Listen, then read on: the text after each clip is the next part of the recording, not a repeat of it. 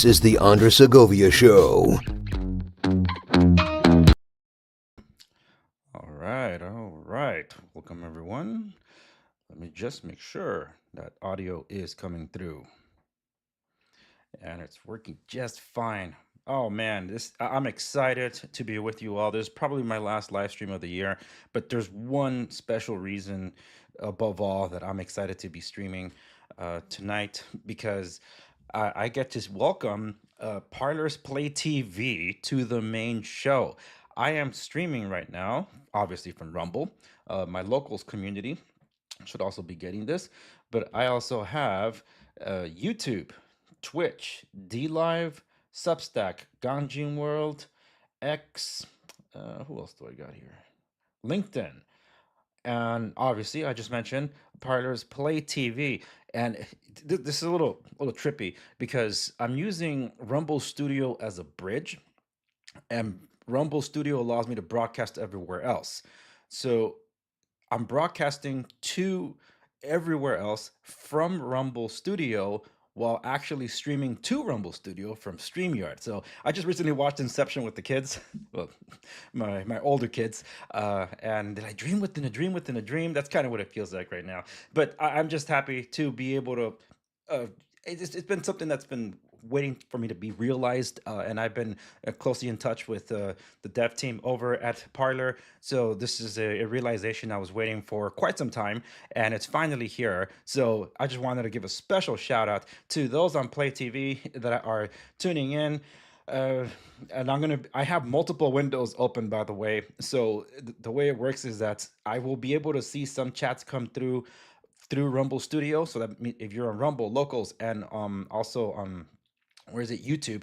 I don't know about X. I should be able to see your stuff come through, but in case of Play TV, that one will have to come through its own window. So I have multiple windows pulled up. So I'm gonna, for those of you that are chatting live, you know who you are. If you're chiming in, I'll try to get to you. Just know that I have multiple screens, and on those screens I have multiple screens or windows, that is, and I'll try to get to that. All. But I want to first give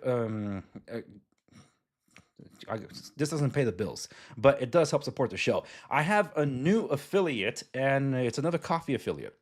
It's not a secret. I don't just drink one coffee, and I'm probably wearing a shirt from rangercandycoffee.com. They were my first affiliate, but I like options too, because I know so do you. You all have your preferences from different places. And what I like about Blackout Coffee is that no one's stepping on anyone's toes here. They have different variety of things that Ranger Candy doesn't have, and that Ranger Candy has that Blackout Coffee doesn't have. So I like that. So that includes hot cocoa, and my kids absolutely love the hot cocoa. And I noticed that they recently partnered, Blackout Coffee that is, they recently partnered with uh, Steven from Louder with Crowder and created a partner roast. And I know what it's like because I've had my own partner roast with Ranger Candy. And I like the roast. Steven, you're right. It's pretty good. It's different than 1775 coffee, what you liked before. So this one's more to your taste. And I like your taste. I have other things that I enjoy as well, but you have good taste in coffee, sir. So you can go to blackoutcoffee.com, and let me make sure I'm able to share with y'all here because I did have that screen pulled up. Yeah, here, coffee beans for patriots. So they have a thing going on right now where you can definitely check out, and there it is.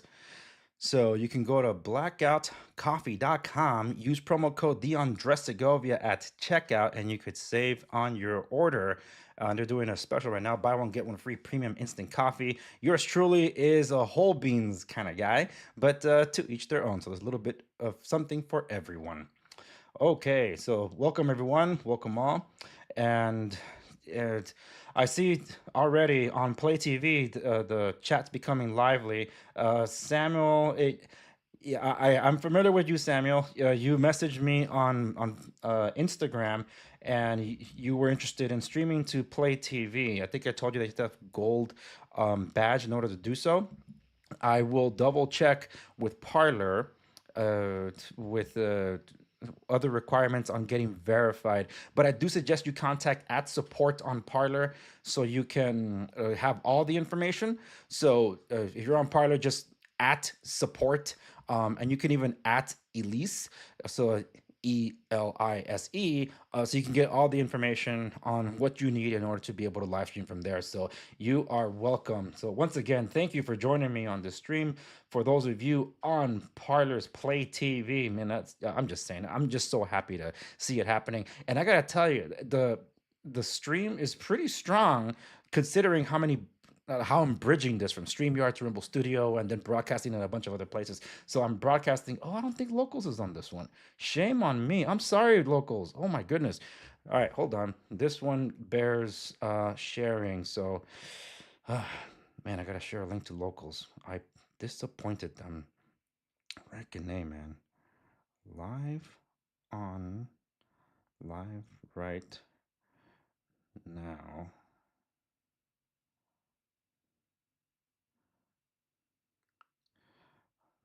Okay, watch on.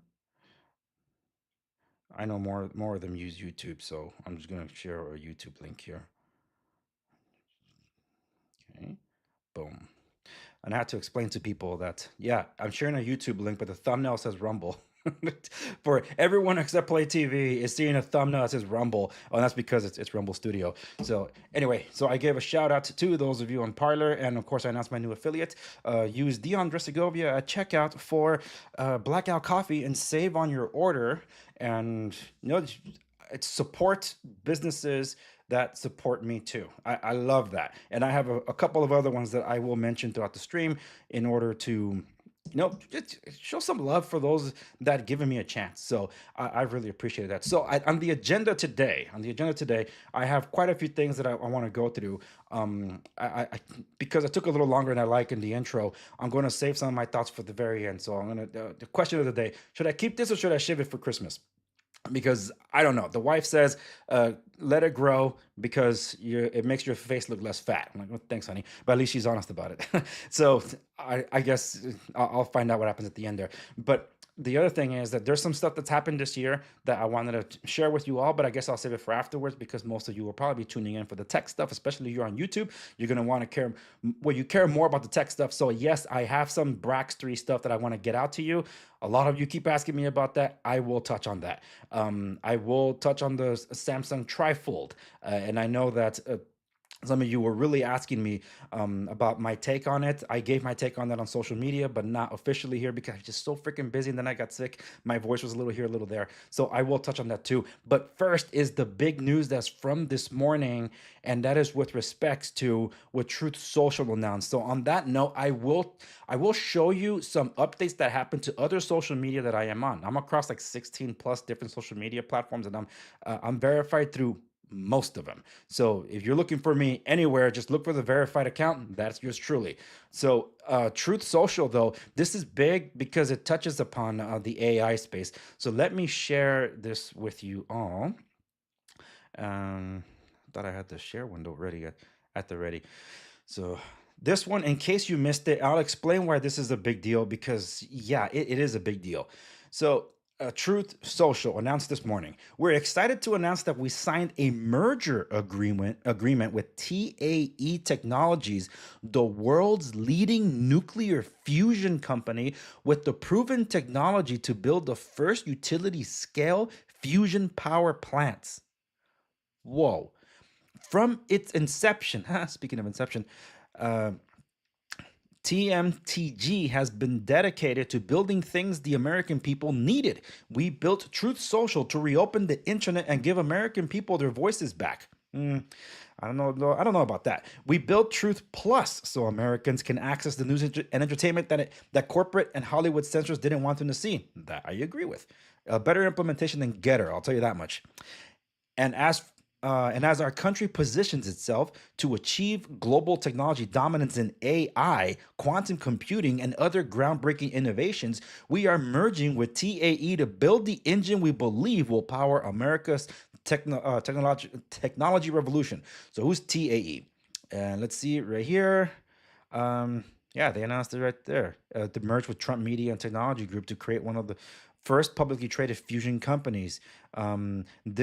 This transaction will combine TMTG's access to significant capital and TAE's leading fusion technology to blaze a path toward America's AI dominance and energy security. That's the big one. Energy security. And I did hear Devin Nunes on this morning on with Maria Bartello. What is it from Fox Business? Um, yeah, she was. They chimed in. Oh, and I know. Again, I have for those of you who are tuning in. Thank you. So, hi, Andres. It's finally good to be able to watch you live again. I'm glad you're feeling better. As far as the beer goes, I'm not much help either way. Thank you. And I believe I know who that is chiming in from YouTube. So I'm getting chats coming in from YouTube, chiming in from Play TV. Thank you. Thank you so much for tuning in. So let me tell you why this is such a big deal when it comes to the AI space. Because for those of you that don't know, when it comes to cryptocurrency and all that, there's a lot of data mining required. And to do data mining, you need well, the blockchain needs nodes, and the nodes need computers that keep on running. So there was a crackdown in China not too long ago, I think about a year ago, where there were some illegal server houses or server rooms that were set up in different apartments that were just taking up a lot of electricity and generating a lot of how do I put it? Oh, let me do this. Uh, and generating a lot of heat. So that was draining electricity from the apartment complexes that other people were sharing this electricity with too, right? And it was straining the grid. That's what I remember from that. I didn't have that after ready, but I'm remembering it now. Yes, Bonnie, I thought it was you. Thank you.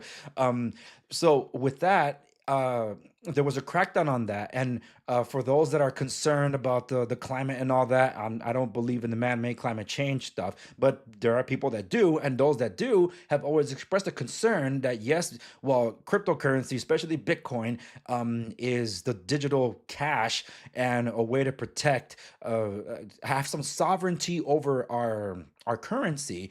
The way to achieve it requires a lot of energy. So with the advent of AI and everybody doing this AI race, everybody needing the chips, and everyone needing to generate this much consumption or requiring this much consumption of energy to power these data servers and processors. We're talking about a lot of energy being consumed. And if you're still running on coal, if you're still running on petroleum, if you're trying to depend on solar and wind, give me a break on those. But the ones that are go to, like natural gas, petroleum, coal, you still require a lot of it. Okay. And in some places it's restricted a lot. So you only have access to solar and wind whenever there's sun. Well, when you take into account nuclear, holy smokes, it's clean, it's efficient, of course, when it's not leaking radiation and all that. But the thing is, oh, dude, I can totally see that happening. And for anybody that mocks Truth Social, by the way, yours truly is there at the Andres Segovia. The thing is, that is forward thinking. You can mock that Trump is there and he should be on elsewhere, and if he leaves True Social, the whole thing falls apart. The thing is, they have uh, actively worked to be forward thinking, to provide tools, utensils, user experience, and user features, and they have a surplus in cash and capital and investments. And this, no, think of what you want about AI. I got to credit to where credit's due. Damn, that is that is real forward thinking. Now, is there a disadvantage in that the man himself is in the White House and can tip off? Could there be some insider trading going on? That's a different conversation. Right now, just speaking strictly about this merger happening, I think Devin Nunes said he's going to be like co-CEO with TAE in this one. So I don't know how the entire structure is going to happen. So I suggest you look at the Fox Business interview that Devin Nunes did. He's the CEO of True Social, with Maria Bartello, I forget. Anyway, so I recommend you check that out. Anywho, that was that. What do you guys think, man? That's pretty trippy. I want to move on, though, because just to keep this train going, I will be covering this one at a request of one of my super fans. Was asking me what I thought about the Galaxy Trifold, and I know for a fact that he's not on social media, so that's why you wanted to know. And yeah, believe me, I have my thoughts, especially since I have this guy here. This is the Galaxy Z Fold 7. What a stupid name. But it's the Fold 7, and I did review it. You guys can check it out. It's available across everything. And I will touch on that. But for those of you that are just tuning in, because there are those of you that are just tuning in, thank you once again very much, especially heartfelt shout out to those of you on Parler. I will be reading user comments. I'm not talking about the live chats.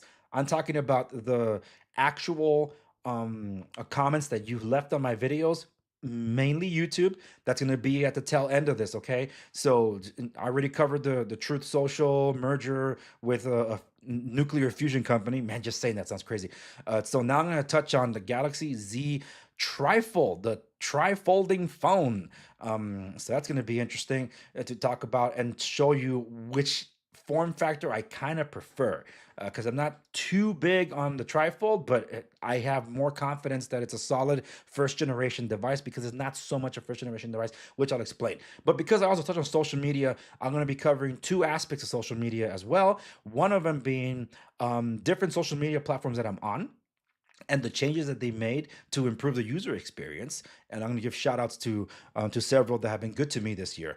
And some of them are newer than others. But another thing is talk about the damage that social media has been doing. So those two things go in tandem. But I will be touching on the YouTube comments that's across many different videos, but I will also touch on Brax 3. But let me first talk about the trifold. So, and it's Maria, that screen is so small. Bartiromo. I hope I said that right. Bartiromo. Thank you so much for that, Bonnie. Yeah, I always trip over her last name. Okay, so there's not going to be any audio on this one, so I'm going to let it play, and I'm going to let it play at 125 speed. Let me just get that here. Okay, so this is the unboxing video of the Samsung Trifold. Let me see if I can narrate as I go. I like that they decided to go with the carbon back with the fold. So this is the unboxing video. This is the experience that you get. This thing opens up into about a 10-inch diagonal display. That's trippy because if you actually held the Z Fold 7, you know that that thing is already a pretty wide display on its own. So this thing opening up the way they're showing, it opens up literally into a tablet from I guess a candy bar position. So the reason I do not believe this is a first generation trifold device when it comes to oh no way, I missed that part. Okay, I'll tell you what that means here in a moment, but this is incredibly thin, not as thin as the Surface Fold. And it's supposed to have the same camera setup. This camera setup is supposed to be the same as the Z Fold 7, which is good. You really want those cameras because they match the ultra cameras of the, in this case, the S25. And that's a pretty big deal because that's the best camera setup you'll get. The S25 Ultra, that's the best camera setup you're going to get in a Samsung experience. And we finally get that because in previous generations, the foldables, while they will always be way more expensive than the Ultra ones, they used to be called the Note phones. They would have the best camera setup, but when it came to the Fold, they would have the lesser of the cameras, and people felt ripped off about that. It's like, dude, this is a much more expensive device, and with this one being considerably more expensive, if rumors are to hold, this is going to be close to like $2,800 to $3,000, and this comes on the heels of Apple expected to launch their first foldable device next year. Now, I don't know if it's going to fold similar to the Z Fold. Well, this one. Let me rearrange this so you can see me bigger. Okay. I don't know if the Apple's gonna fold like this. This is called the book fold, or like a clamshell, which is more like up and down like this. I don't know.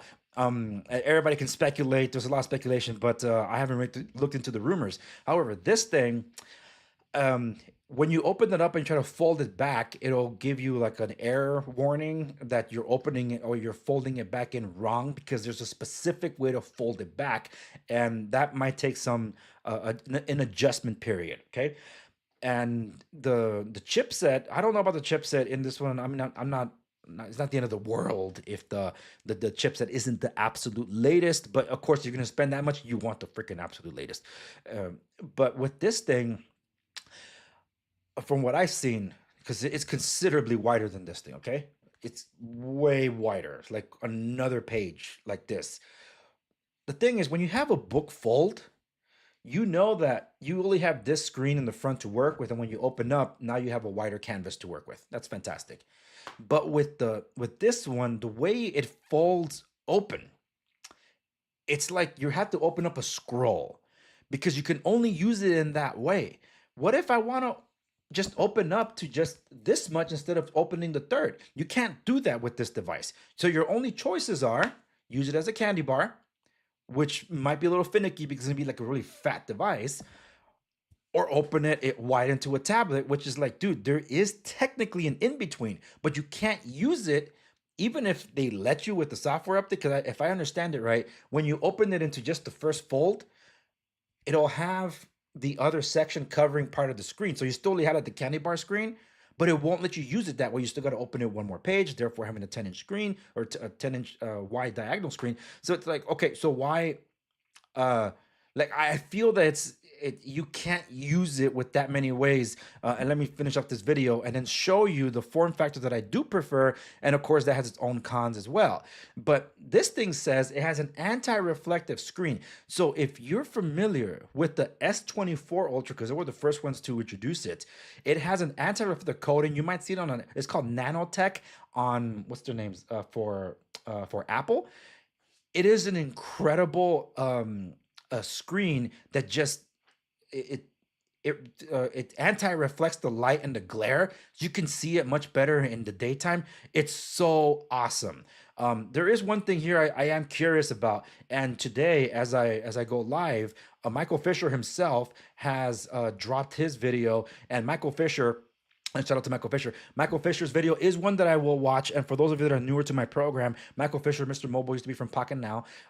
He's actually the one that inspired me and encouraged me to launch my YouTube channel, which started 10 years ago this year. So I just thought I'd throw that out there. His video just went live about his impressions on the Trifold. So I'm going to tune into that later and just curious about his thoughts. But let me switch over to this view so that I could share the one that introduced this form factor pretty much last year. Yes, last year. I got a lot of flack for this online because I gave a shout out to Huawei.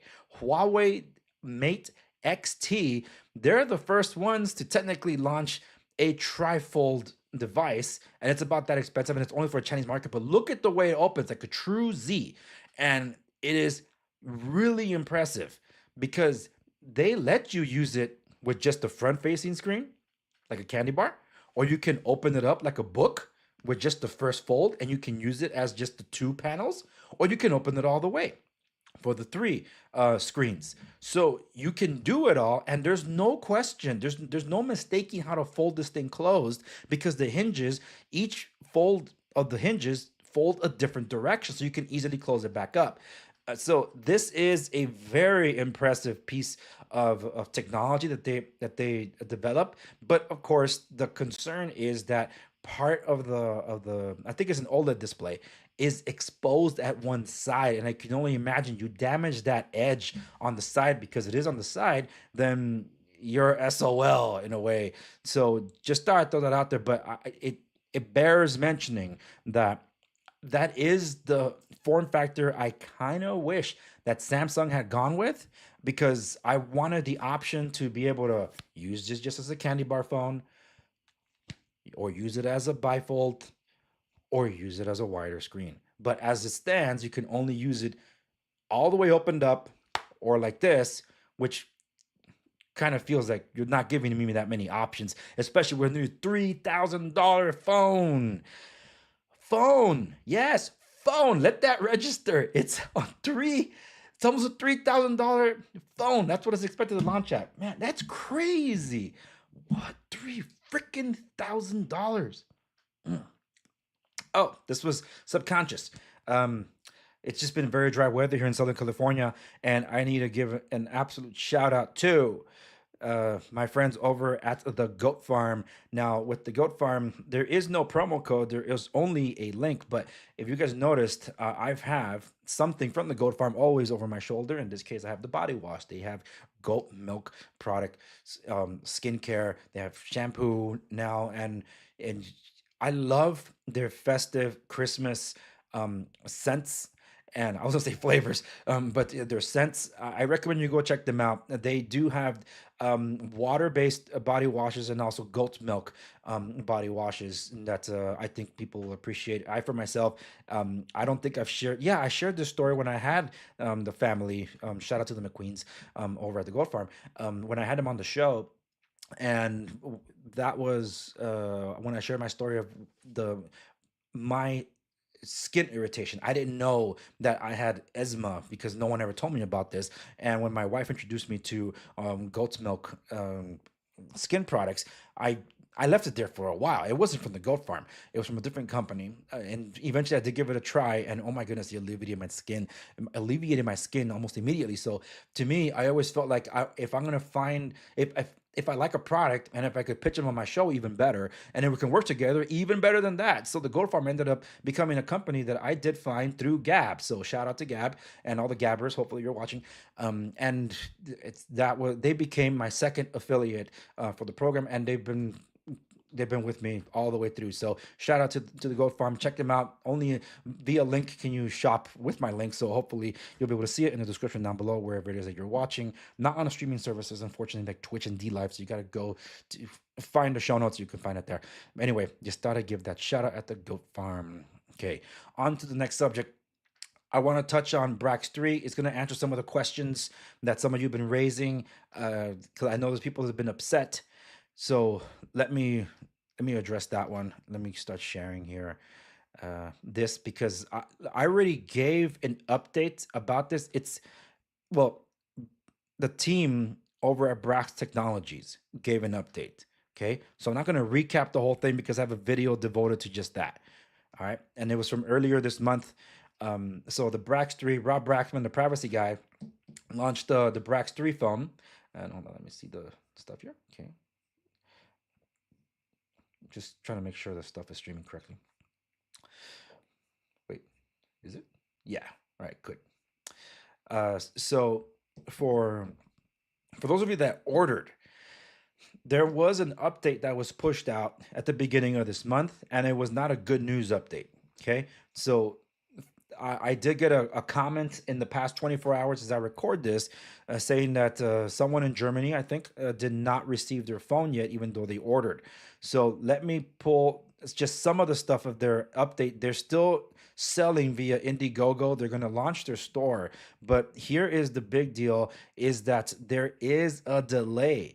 Um, so here it is, new production round update. The new production round, which was expected to be shipping this month, has been delayed now with the new estimated shipping window of February. So why the delay? Over the past months, we received a lot of valuable feedback from early users who already have the device. Two components in particular were frequently mentioned: display resolution and battery charging speed. We're excited to explore component improvements that would boost long-term satisfaction and user experience. So that's one of them. And of course, the other bummer was that we're not getting the SD cards that we were promised. And look, it's I'm gonna skip over some comments because there's a lot of you that have been posting over on YouTube calling Brax 3 a scam. The reason it's not a scam is because the product is real. They shipped out products. I have the product, and they've been forthcoming about the bad news. Okay, and when they pretty much had to function as a startup. And when you're dealing with, look, I hate that I'm gonna sound like I'm carrying their water, but how else can I describe it? Okay, I'm from the business world too, and when it comes to this kind of business stuff, it's really difficult to control when an industry where you need a bunch of sourced parts from different companies throughout the world, whether you like it or not. Yeah, I want all American made. It's like you can't do that. You can't. So you have to work with what you got if you're going to provide a product. Okay.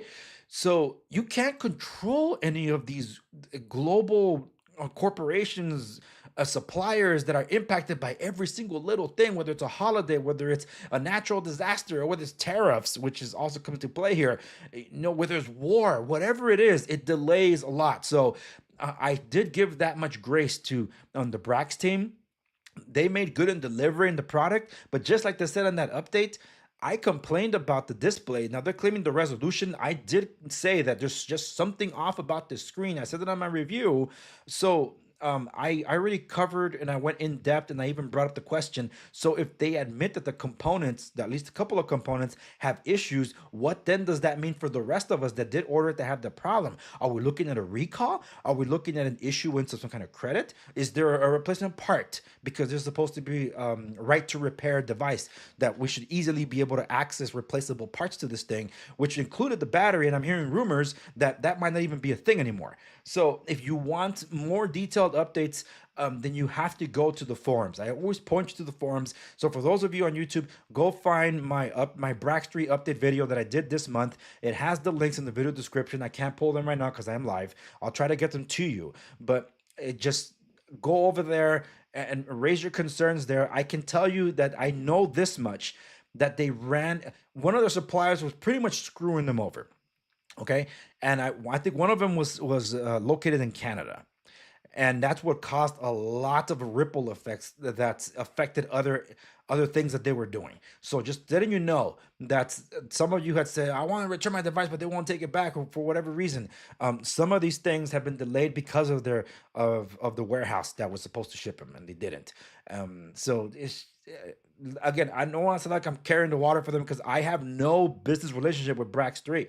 I'm just explaining to you the unfortunate nature of doing business where you don't control the economies of scale.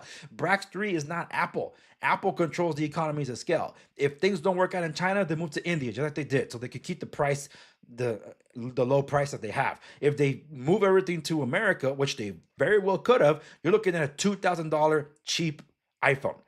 That means the foldable will cost like $5,000 or whatever it is. And knowing some of you Apple types, you'll still pay for that.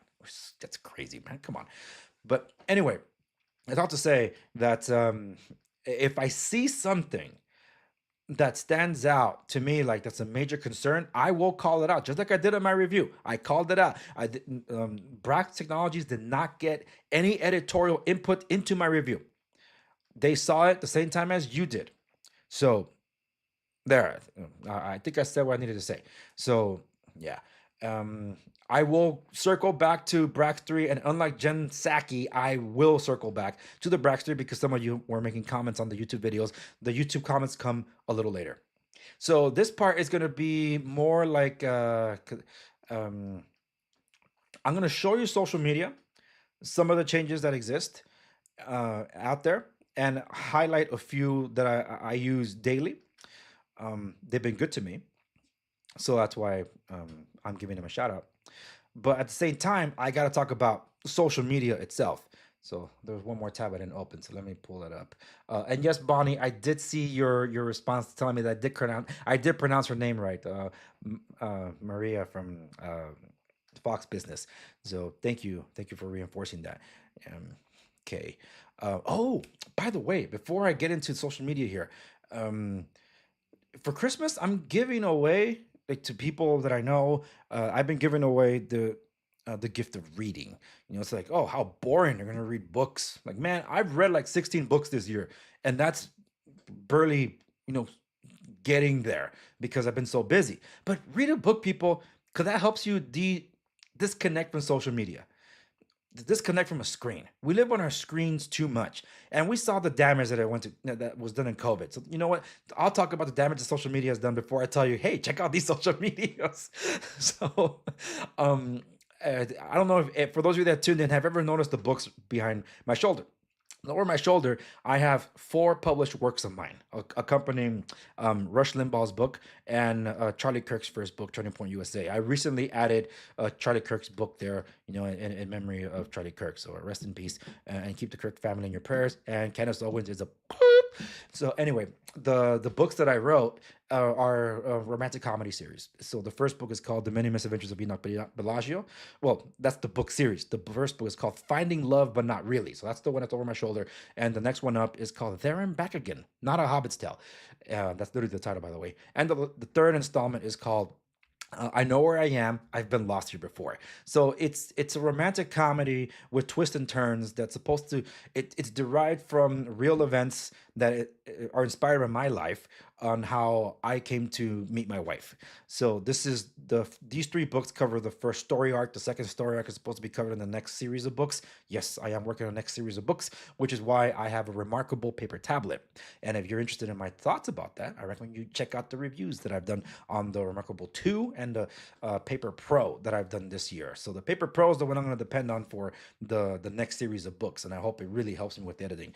But anyway, so that's all to say that I've written these books, and I do have one in particular. This is an author's copy. Where it all started, the Andres Segovia show, transcripts of the early days. This one's in hardcover. It's also available in paper. I don't know if I did a Kindle version for this one. I might have done a Kindle version. So this is not a work of fiction or anything per se. It's more nonfiction. This is actually the original Dion Segovia from the show itself from 2002? No, 2003 to 2009. So I used to do it as an email newsletter. And what I did with the email newsletter is that I treated it like a talk show, like a radio talk show, because that was my dream. Rush Limbaugh was my hero. That's why he occupies a space on my shelf. And Rush Limbaugh, I accidentally tuned into him on the radio because I was driving a pickup truck that didn't have a CD player or an auxiliary cable at the time, or a cassette player, for those of you that know what that was. And so I couldn't listen to my music. My music is preferably classical, symphonic, film score, soundtracks of the sort. I don't listen to the radio. Back then, we did have two local music, classical music radio stations. One went out of business. Some of those went over to KUSC and they worked from there. But overall, we didn't have internet radio yet, so I couldn't tune into my music. But so I heard that Rodney Dangerfield is on the air. I'm like, hey, that guy's pretty funny. Where is he? So I thought that Rush Limbaugh was Rodney Dangerfield. So I tuned into Rush Limbaugh on KFI M640 here in Los Angeles. And when I tuned in, I'm like, this guy's pretty funny. But why doesn't he sound like Rodney Dangerfield? And the more I listened, the more I'm like, hey, someone's speaking my mind here. And I became a ditto head. El Rushbo became the guy that I just had to tune in. He had a major impact on my life. I found his original books at a used bookstore, and I've held on to those. And the mere fact that even though he's no longer with us, rest in peace, Rush. He did write, I think it was with his wife Catherine. He did write a series of books that were meant for kids. So my kids love his books. So even um, even though he's no longer with us, even though my kids didn't get to listen to him on the radio, he's still having a positive impact on my children, the next generation's lives. Man, Rush, miss you. Definitely miss you. I didn't mean to get him a little emotional there, but yeah. So this is what inspired it. I actually have a chapter here where I ended up covering this. Where is it? When he left ESPN. Yeah, where's when he left ESPN? I was so crushed when he left ESPN and then went into. It's somewhere in here. I need to focus. Because the whole Donovan McNabb comment, and then eventually he had to leave for rehab because of the OxyContin addiction that he developed after his back surgery. Something that I related to, by the way, because I was on the highway to back surgery. So anyway, I didn't mean to get off on this tangent. It's just to say Rush Limbaugh had a major impact on my life, and that book is just a collection of my email newsletter that I put together. The first email will introduce a topic, and then people will write back to me with their questions, and I would transform them into a phone call. So what I did is I turned that entire series of 6 years worth of newsletters into a radio transcript. So it reads like a radio transcript, and we know what the call signs for the and the like the radio call signs and all that. Yeah, I dreamed that I would one day be on KFIM 640, and that never materialized because God had other plans. But hey, I'm doing this now, so go figure. But anyway, those are all available on Amazon. Okay, exclusively on Amazon. Some of them are available on Kindle. You can buy them in print. Paperback for all of them, and only the transcript early days is available also as a hardcover. So thank you for your patience as I got through that tangent I didn't mean to get on. But that means this live stream is brought to you by me. So I think I have the Amazon store link down below for those of you that are curious. So yes, Rush was one of the greats, says Bonnie. Books are the best. Now you're speaking my language. Yes, absolutely. That's from Bonnie over on YouTube. Yes. Absolutely. That's why I'm giving the gift of reading this year. And some might find it boring, but for what I do for a living, which is construction, real estate, and property management, I used to go check out. It's exclusively on Rumble. I did a watch along and react to the movie The Big Short. There is a scene in that movie that's exactly what I went through. Just that it wasn't a crocodile. I don't want to spoil it, but inspecting properties that it looked like the rapture had happened. Look, I've inspected houses that I thought for sure. I don't believe in haunted houses because ghosts aren't real. Demons are, though. Okay, demons are, and that's a whole other ballgame. Don't mess with the demons. And I've been to houses where I felt there were entities there. I'm like, I'm a little disturbed being in here. And sure enough, I would find something very pagan and somewhere. I'm like, oh hell no, man, I gotta get out of here. I'm not Catholic, but I almost found myself doing this to get out of there. But I have been in houses that have just creeped me out to the max. For those of you that know about Annabelle, the doll from the Conjuring series, well, let's just say she had friends, and I mean a bunch of friends. And I've been to one of those houses, and it's just like, yeah, that's not, no, I don't want, I'm not gonna do this. But that's to say that there's a lot of experiences that I had as a time as an inspector for properties for the banks. And during some of these work that we get approved for, we have to trash out the place. And we have thrown away so many books. So then recently, when I started actually digging into higher quality books, I'm like, these things are so expensive. And then I'm like, I've thrown away some of those books for sure. So without a doubt, thousands and thousands of dollars worth of books. You will, if you found out how much a Winnie the Pooh book from like the 70s will cost, you would not throw that away.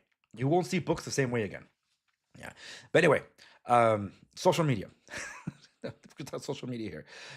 Again, thank you for those of you that are tuning in on PlayTV. Welcome to the show.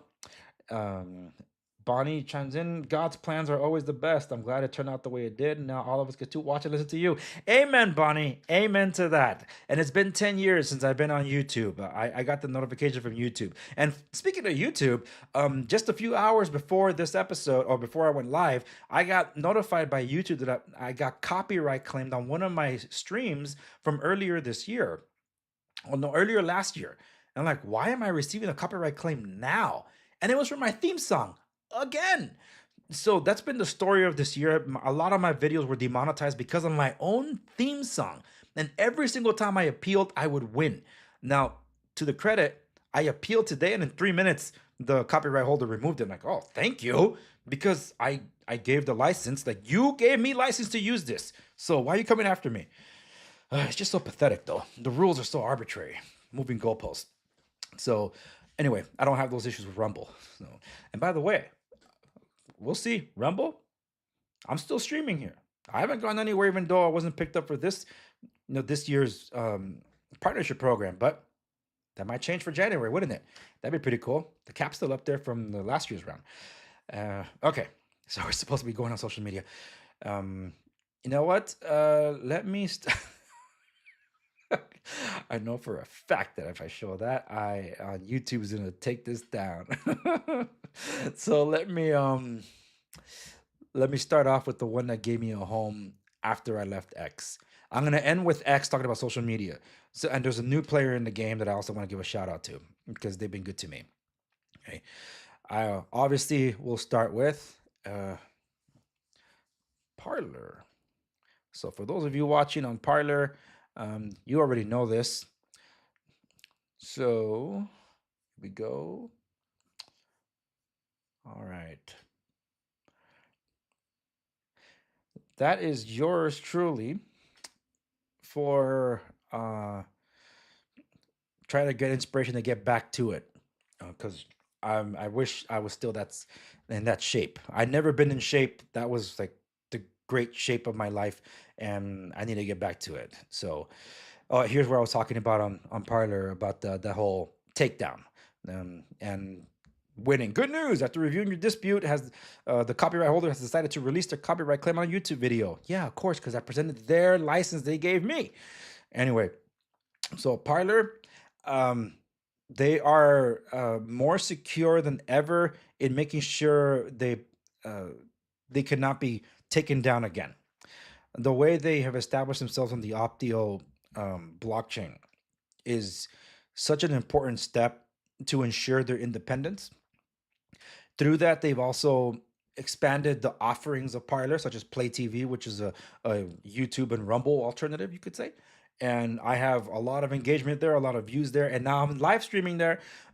So that, along with a crypto wallet that Rumble recently launched their own, but guess what? Parler had first. So credit to where credit's due, because they've been focused more on ensuring that none of their hard work and trying to reestablish themselves would be gone.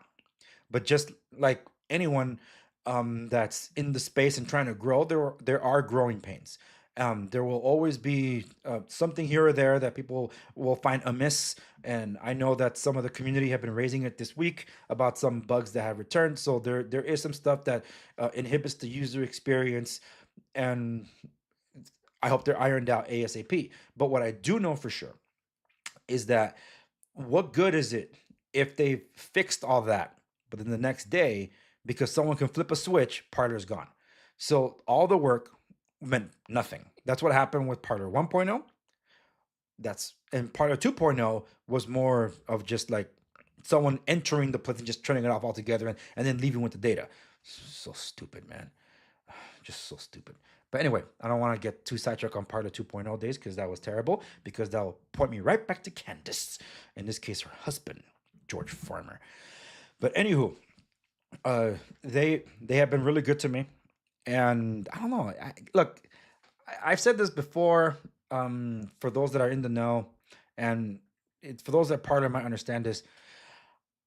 I don't know why I'm willing to put up with in perhaps an inconsistent user experience compared to other places that are more streamlined. But why I keep coming back to Parler, and Parler is my second most used, or yeah, tied for the second most used social media that I use. Instagram, my number one, by the way. So why do I keep coming back? Maybe because Parler was the first one to give me a home.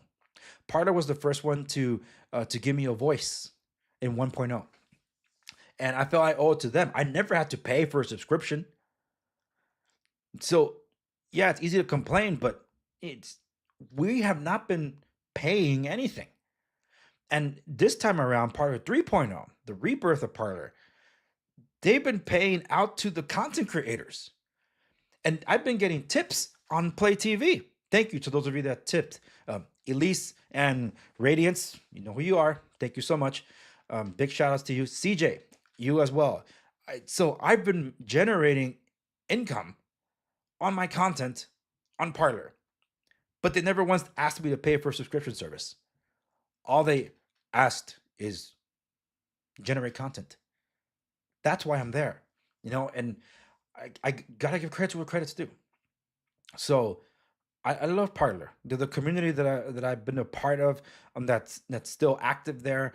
I don't know. It's just that they're part of my daily social routine, and because I said that I'm across multiple social media platforms, I feel like, back in the days of instant messaging, there was AOL, MSN Messenger, Yahoo Messenger, and all that stuff, even BlackBerry Messenger, and you would create groups or chat rooms and all that stuff, or forums or whatnot. That's what it feels like when using multiple different social media platforms. Shout out to the people over in Hedgehog. Some of them are from the same community. Some of them were formerly from Parler as well. And I'm there. I'm on Parler. I'm on Gab. I'm on a new place called Pickaxe this year, and everything has a different feel. The community is a little different, and it just feels like I'm entering different chat rooms, if you will. I know what to expect. Just like when you want to go to X, it's like you know what you're getting into. It's a cesspool, like it's a dirty river, because you know what you're going to run into there. So the other places don't feel that way, but you can run into unsavory folk just anywhere. I'm on Blue Sky. My account was technically verified. Now they introduced the check mark. That's different.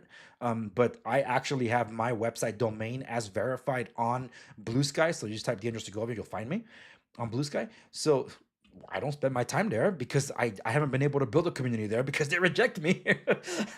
But it's just to tell you that I am across all of these different social medias, and there's something for everybody for my show. I've gotten love and hate from all sides, so I don't have to play favorites. But I do have preferences of where I like to spend my time, and that, of course, is Parler. That is Pickaxe, which I'm going to show you here in a bit, and Instagram. I have my issues with Instagram because they're on my meta, but they're my number one audience. It's my oldest social media, and where I've generated all my connections pretty much for my show. So yeah, but for those of you that have, stick with it. Keep giving Parler a chance. Gab, Gab. Woo, the past week. Wow. Shout out to Andrew Torba and the team. I know the community has been up in arms in a lot of cases because they hate it when something breaks, but I love what you have done with the thing. There's some things that will probably be ironed out because of the new deployment of a new user experience, but I know exactly why you're doing this. I mean, it was, for me, honestly, long overdue, but the way you streamlined it, the way the look and feel, it's, man, and the robust settings and features and the customizability that you can do now, that is so awesome. But now, like with Deck, like this is my favorite tool, but I don't know why Deck doesn't save my settings. But I just love that I can create the look now. Where, oh, I have to go back to custom. Let's see, theme. It's okay. Standard. Oh, I got logged out. What happened? Oh, there we go. Back in. Okay, so there's still some things that are gimmicky, and I can't say that stuff out loud, or else the YouTube's gonna and Twitch are gonna be like, "What? We're gonna have to cancel your your stream." But yeah, the look and feel. I love what you're going with this. The themes here, man, my goodness, it's just there's so many different colors to be able to use here. Can I make it look the Rocinante? Maybe. But the thing is, you can do so much with this that it's like make it to your heart's content, and that's what I like. Power to the people. So this is white, and this is if you're doing it daylight. Where's my black settings? Like where it's all black. I don't know. It doesn't look it's there anymore. They're doing some stuff as I'm doing this because it wasn't like this last night. So there's still stuff that they're actively working on, and I love it. And the reason I call Gab became my home after Parler was taken off the air. Gab existed, but Gab was the original censored platform. So they're not on any uh, like app stores. So if you ever want the app, you just use the progressive web app. So you can turn all this into an experience. Let's see. I like this the wide. I like this look. This look is neat. So yeah, they used to have Gap TV and stuff like that, but they're literally self-funded.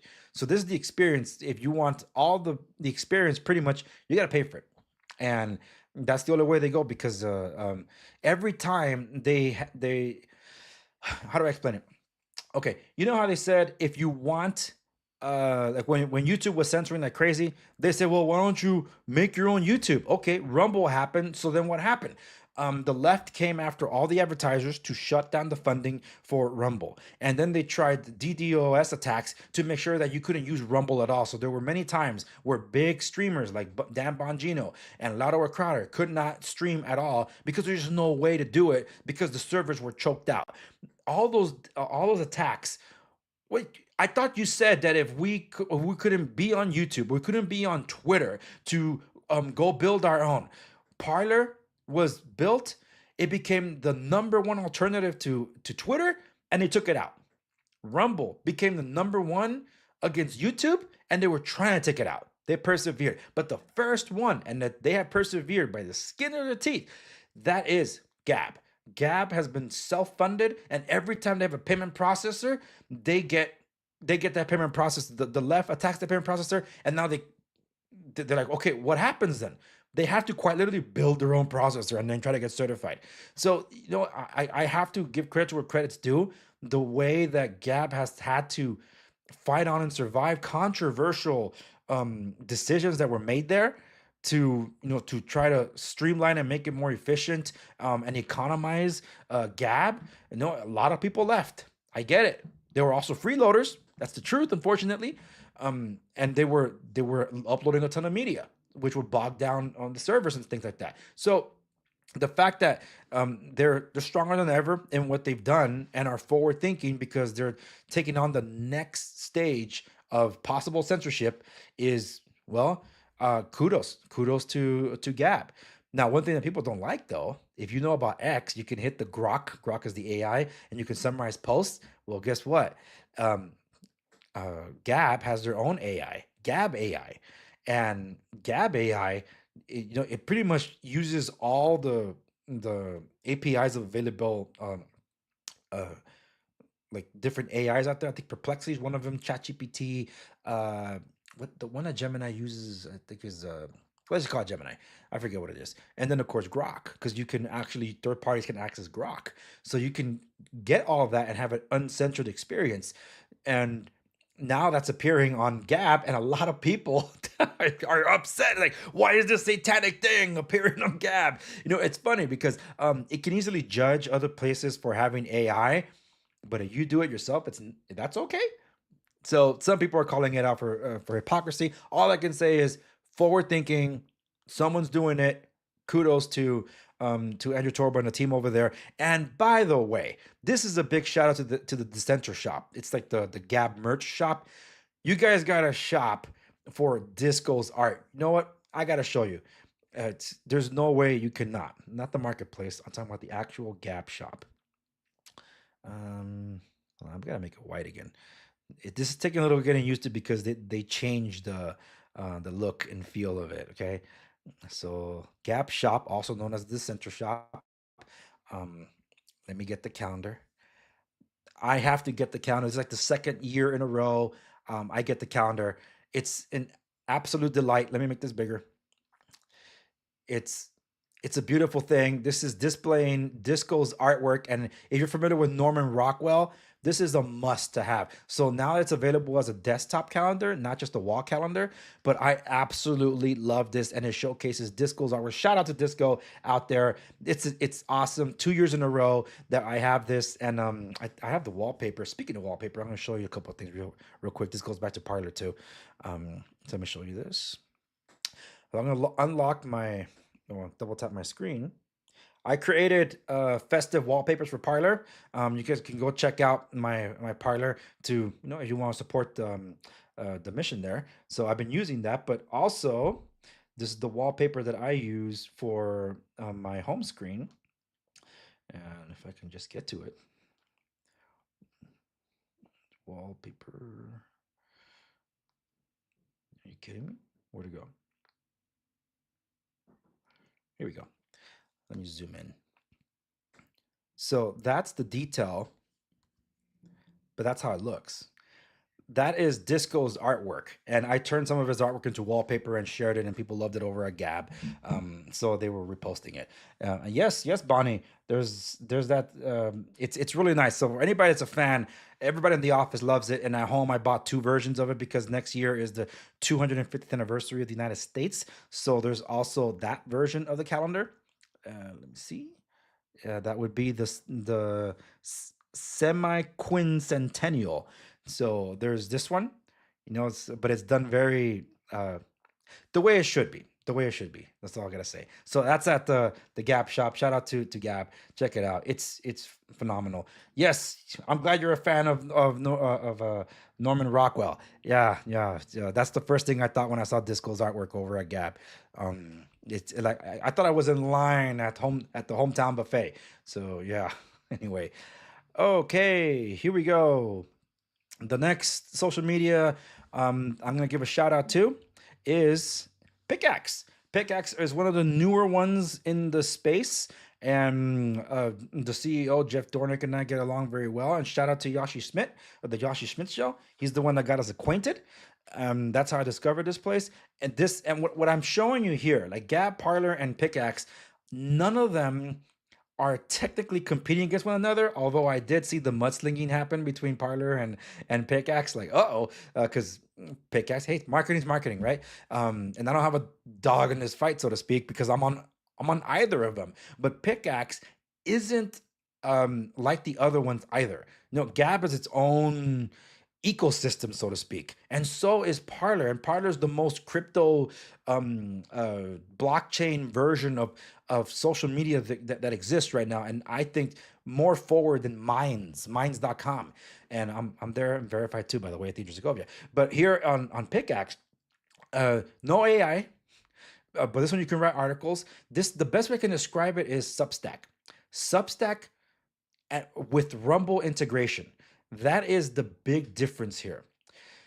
Whereas Substack integrates to YouTube, this was integrating to Rumble. There's some things that broken functionality. This is pre-launch, and I am beta testing the Android and iOS apps, and I'm actively reporting the bugs that I find to the team there. And what this at first was, that's no longer what it was, because earlier this year it felt like a more social LinkedIn. Okay, so like a lot of business professionals, a lot of journalists were here, a lot of that profession. But as soon as, and shout out to Uncle Pudge too. Uncle Pudge is one of the ambassadors for Rumble and for gamers. He also came over here, and he's officially part of the team over at Pickaxe, because as soon as they got an influx of gamers, now you got way more interaction. The community is different, and like some people pointed out earlier this week, and that's what I've been trying to say. It feels like social media again. It's what X used to be. It's what Facebook used to be. And to some extent, Instagram. But the good old fashioned engaging with people like hey, hello in a town square kind of thing. That's what Pickaxe feels like. But also, a lot of us are content creators, whether we're on Rumble, YouTube, elsewhere. We're writing, we're content creating videos or live streaming or playing games. I mean, Jeff Dornick is trying to get into gaming now. I'm like, well, why not, dude? Go ahead and do it, because you can do it. And it's on Rumble, and Rumble really is a place for live. So all this is to say that there's something for everyone. All of these other places, I don't see them as competition. Just like in real estate, I have 33,000 other agents that I have to go up against. Now, as a broker, that kind of thins out the field, because now it's broker against broker. But the thing is, I don't see them as my competition. I'm like, you're my colleague. We're doing a service. Let's do it right for people, okay? And may the best man win. That way. That's it. But let's provide the best service we can for our clientele. So this right here, and what they've been able to do, and Parler, what Parler's doing, and what Gab has been able to do against the odds, really. Shout out to all of them. Shout out to all of them. So for the team over at Parler, lots of love. For the team over at Gab, keep going. Thank you. You guys are the reason why I have affiliates. Ranger Candy was the first one. The Goat Farm was the second. And usually if I want to look for another company to work with, the first place I turn to is Gap. And California conservatives, thank you for the group for embracing me and my content, because in a way, I'm a newsmaker. I'm reporting the stuff. I'm not just some random person just posting. Here's someone that's interviewing people in the field that can deliver news and updates to you. So they've been able to embrace me, and on Pickaxe, I've been able to do the same and bring my articles from elsewhere to be able to post here for a whole new audience, to be able to be seen by the professionals that would otherwise not have seen it. And I've been able to create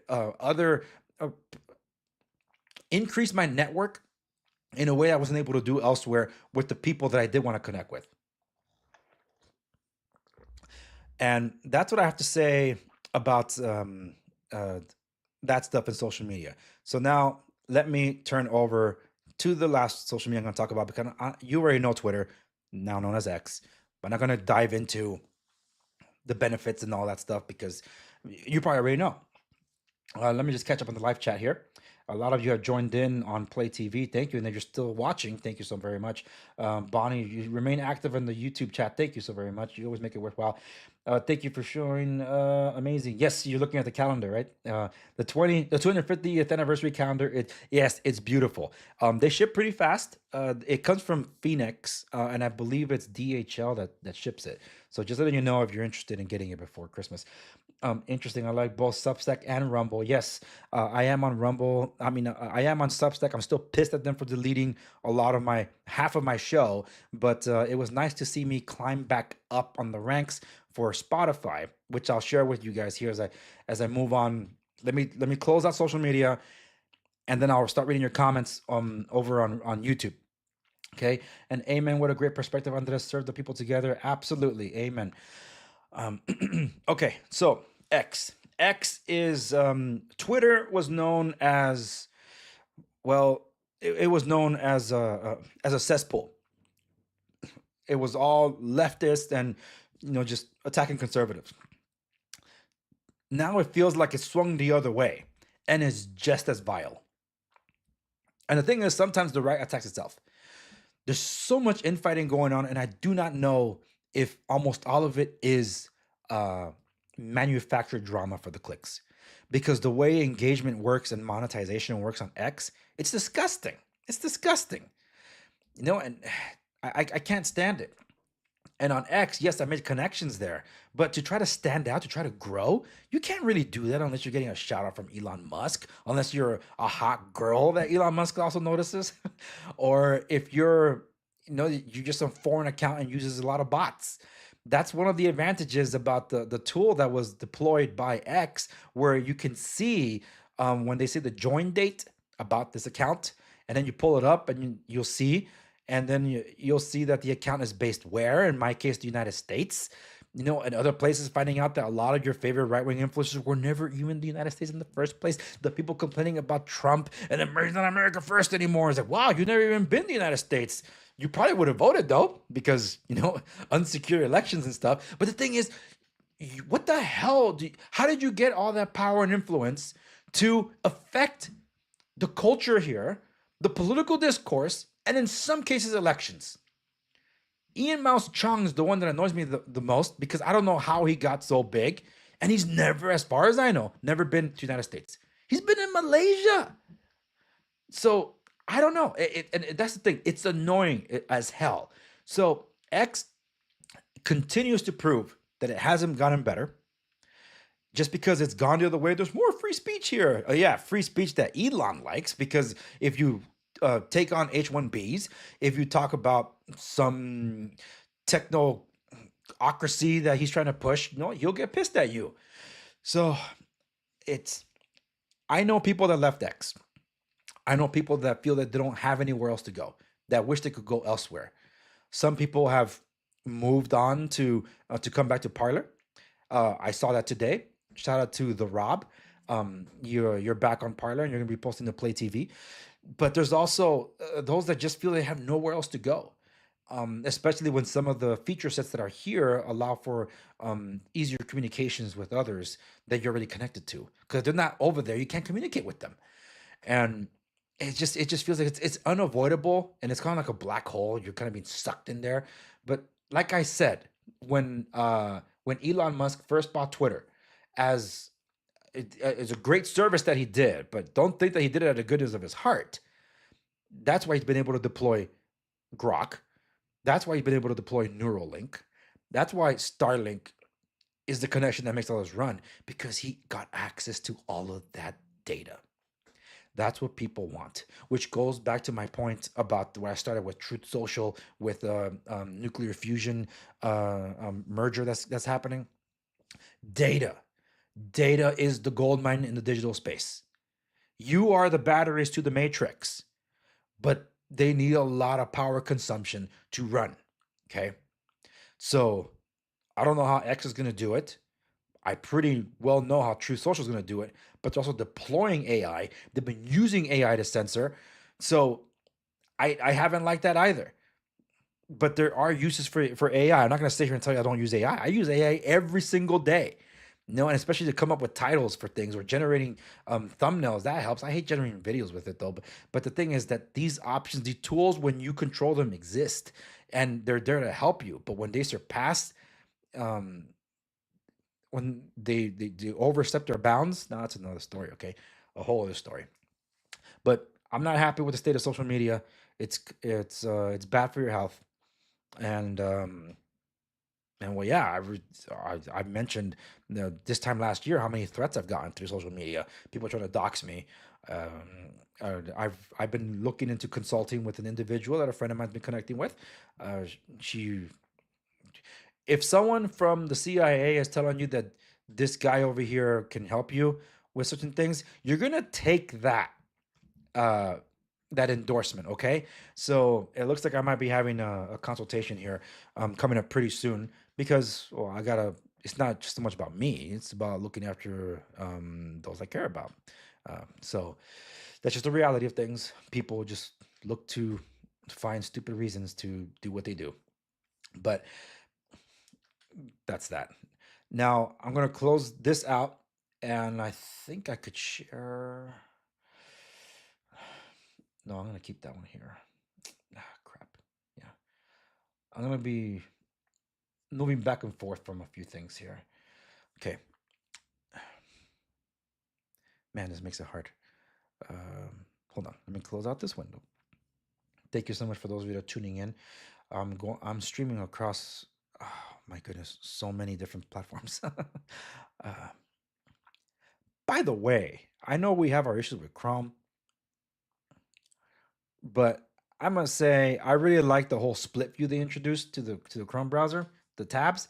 That helps a ton. Man, I know they're doing this for Chrome OS in a way.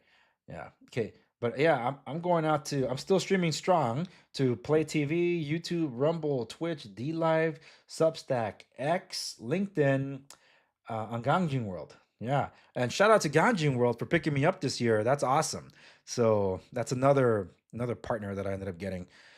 Okay. Oh, my friend Jennifer on Instagram, she makes bracelets whenever she travels. She does beautiful photography. She's been selling some of her photography through canvases, but please don't buy them because I'm planning to. No, I'm kidding. If you'd like something, you see something you like, get it. This is her sticker. It's Harley Jen Gems. I'm gonna leave a link to her. I just finally got a couple of her canvases, uh, and her beautiful photography. I'm always jealous. I'm gonna end up replaying that interview because that was such a fun interview that we did when we got acquainted. And okay, so this I should tell this story. So a thing that happened was we live a couple at least 150 miles away from one another. So I never expected to run into her. So while I didn't run into her, we walked past one another. But because I was talking to a family member and she was walking by, I had to stop and like, is that who I think it is? I don't know. And I just wasn't sure. And my family member kept telling me, well, why don't you go talk to her? It's like, dude, first off, it's a girl, and it's kind of weird if a dude comes up, like walking up to her, it's like, hey, I know you from Instagram. It just sounds so weird. So I had some insecurity issues there. but it was her.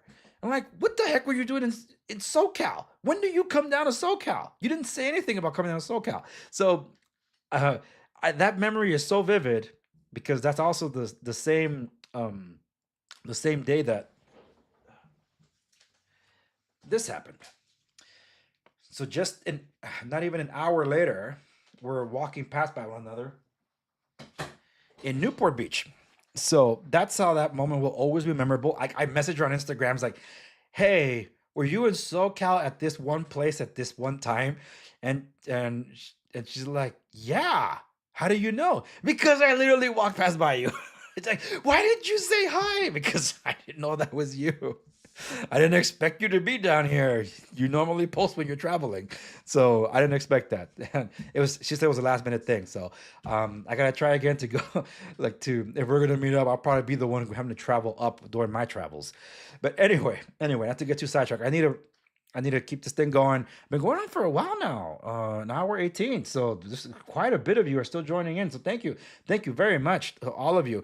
So I'm moving on to reading comments from YouTube. So those of you that I see more of you chiming in on YouTube, this is probably the moment you've been waiting for, because I'm gonna be reading your comments. For those of you that I couldn't read last time, I'm gonna rewind back a month to the comments. Someone asked me, I'll pull up.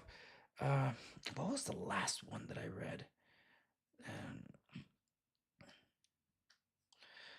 Oh my goodness, what was the last one that I read?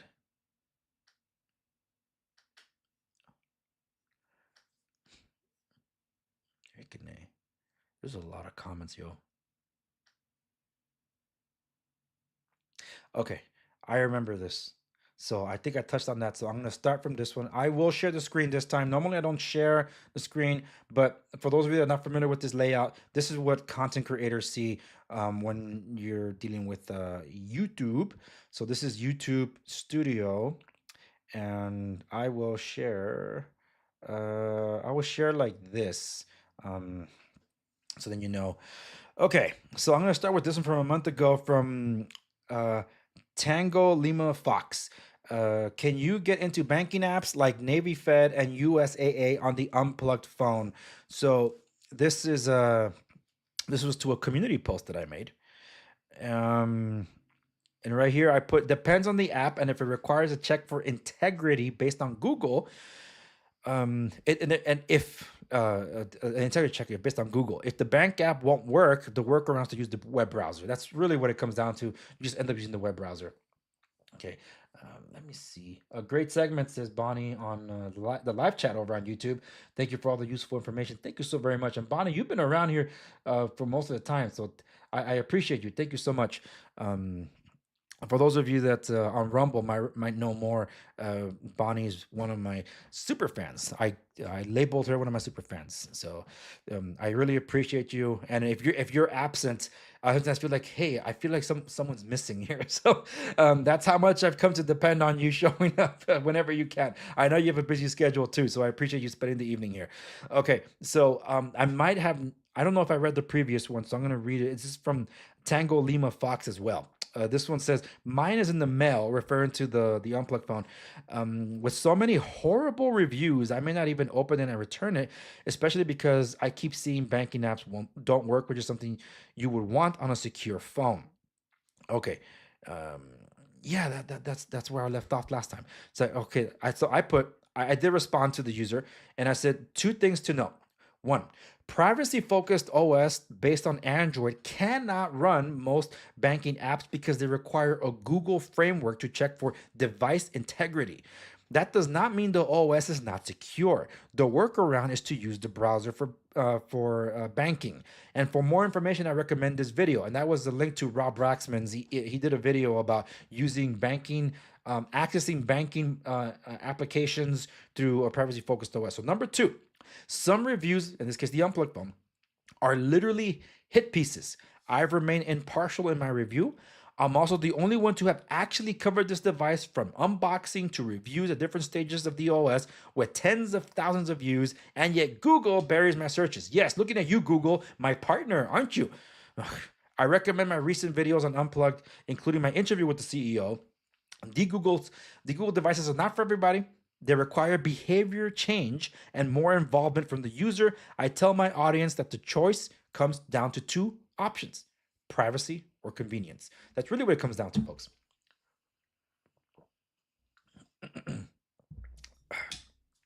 Okay, so let me move on to the next one. This one, this is based on my conversation with Jeff Dornick, CEO of Pickaxe.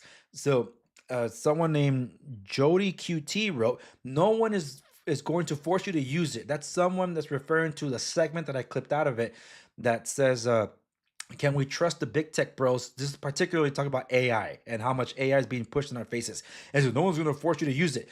That is the most naive comment I've heard yet. No one's going to force you to use it. It's on everything. I just got notification today that, hey, your Google Home thing now has Gemini. Well, last I checked, I didn't want Gemini. That doesn't mean I don't like Gemini. I use Gemini. Okay, it's just that here's the thing that's annoying. It's that when the Google Assistant and Siri and Alexa were launched, all of us complained, oh, they don't understand our commands. And now it's like AI is like, damn, they understand too much. There's like, isn't there an in between? And the thing is, on an Android device like this one, oh yeah, sorry, I gotta stay in frame. An Android device like this one, there's Bixby that's gonna be powered by Perplexity, but Google Assistant is standard because Android, even though it's a Samsung. Well, they're trying to force you to use Gemini anyway. So I switched to Gemini because if you have the app Gemini, you cannot deploy the app unless you make it the default assistant. In other words, replacing Google Assistant. So when I tell it, hey, save the event to calendar, Gemini is like, well, I can't do that yet. For that, you need the assistant. So why do you tell me to change? You can't even do basic stuff like that. So all that stuff is stupid. But no one's gonna force you to use it? Dude, how naive can you be? If you have a smart home, you've been forced to use AI. You didn't ask for it. You got to turn it off by default. You want to know how scary Meta AI is, peeking into everything that you have? Look, this phone is sitting here, and I know for a fact that Instagram is listening. There's going to be some kind of ad about security that's going to happen as soon as I log back into Instagram. So what happens is that as these things listen to you, they're going to also chime into your conversations on, like, whether it's Facebook Messenger, Kids Messenger. For a fact, I know they're going to do it. Instagram is basically Facebook Messenger. They're going to be peeking into everything because that's how the AI model learns and how they personalize and tailor things to you. So no one's going to force you to use it. You have been using it, and in some cases, you're like, well, I got nothing to hide. That's the number one default thing that people say. I got nothing to hide. Really? So I ask you this: do you shower with the door locked? If you have windows in your home, do you walk around in the nude with the windows and the curtains open? Or do you at least have some dignity to close the shutters? Assuming you're not a nudist. Then in that case, you do care. So don't give me, I got nothing to hide. Yes, you do. All right. Software review would be interesting too. This refers to the Brax 3 smartphone review.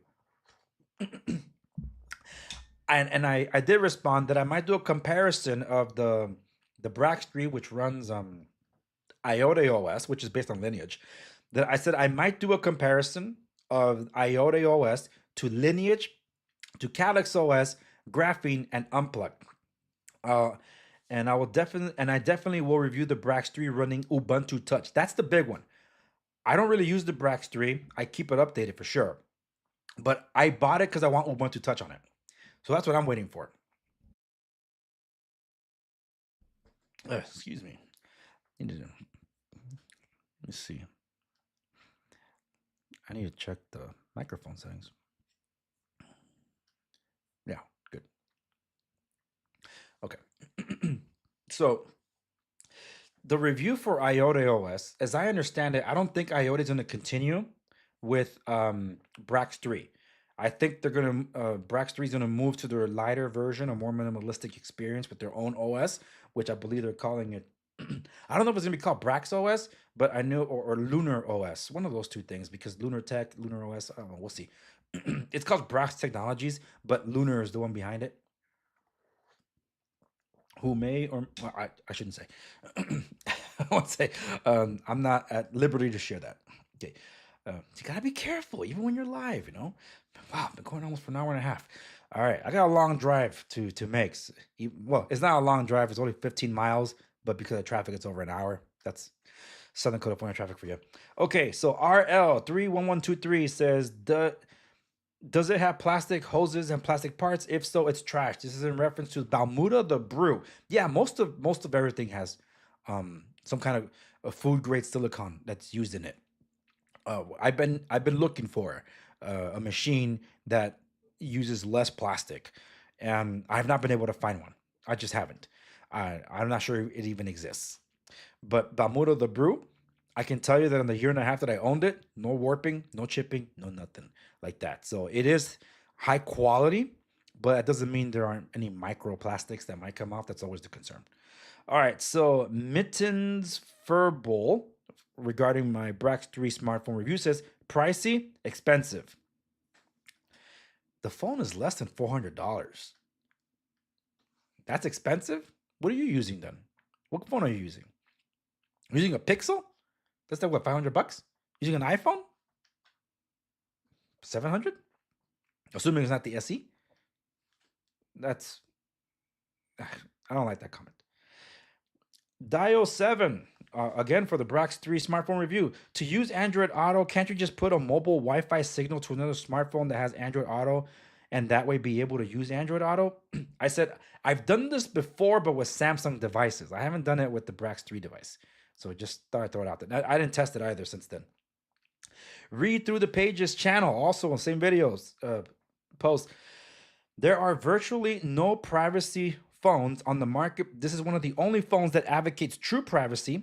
The Librem 5 is virtually non-existent. The Pine phone is useless due to the hardware, and every other privacy phone costs thousands of dollars and are manufactured by dubious companies. I hope we see more options for the Brax phone in the future. Amen. Hold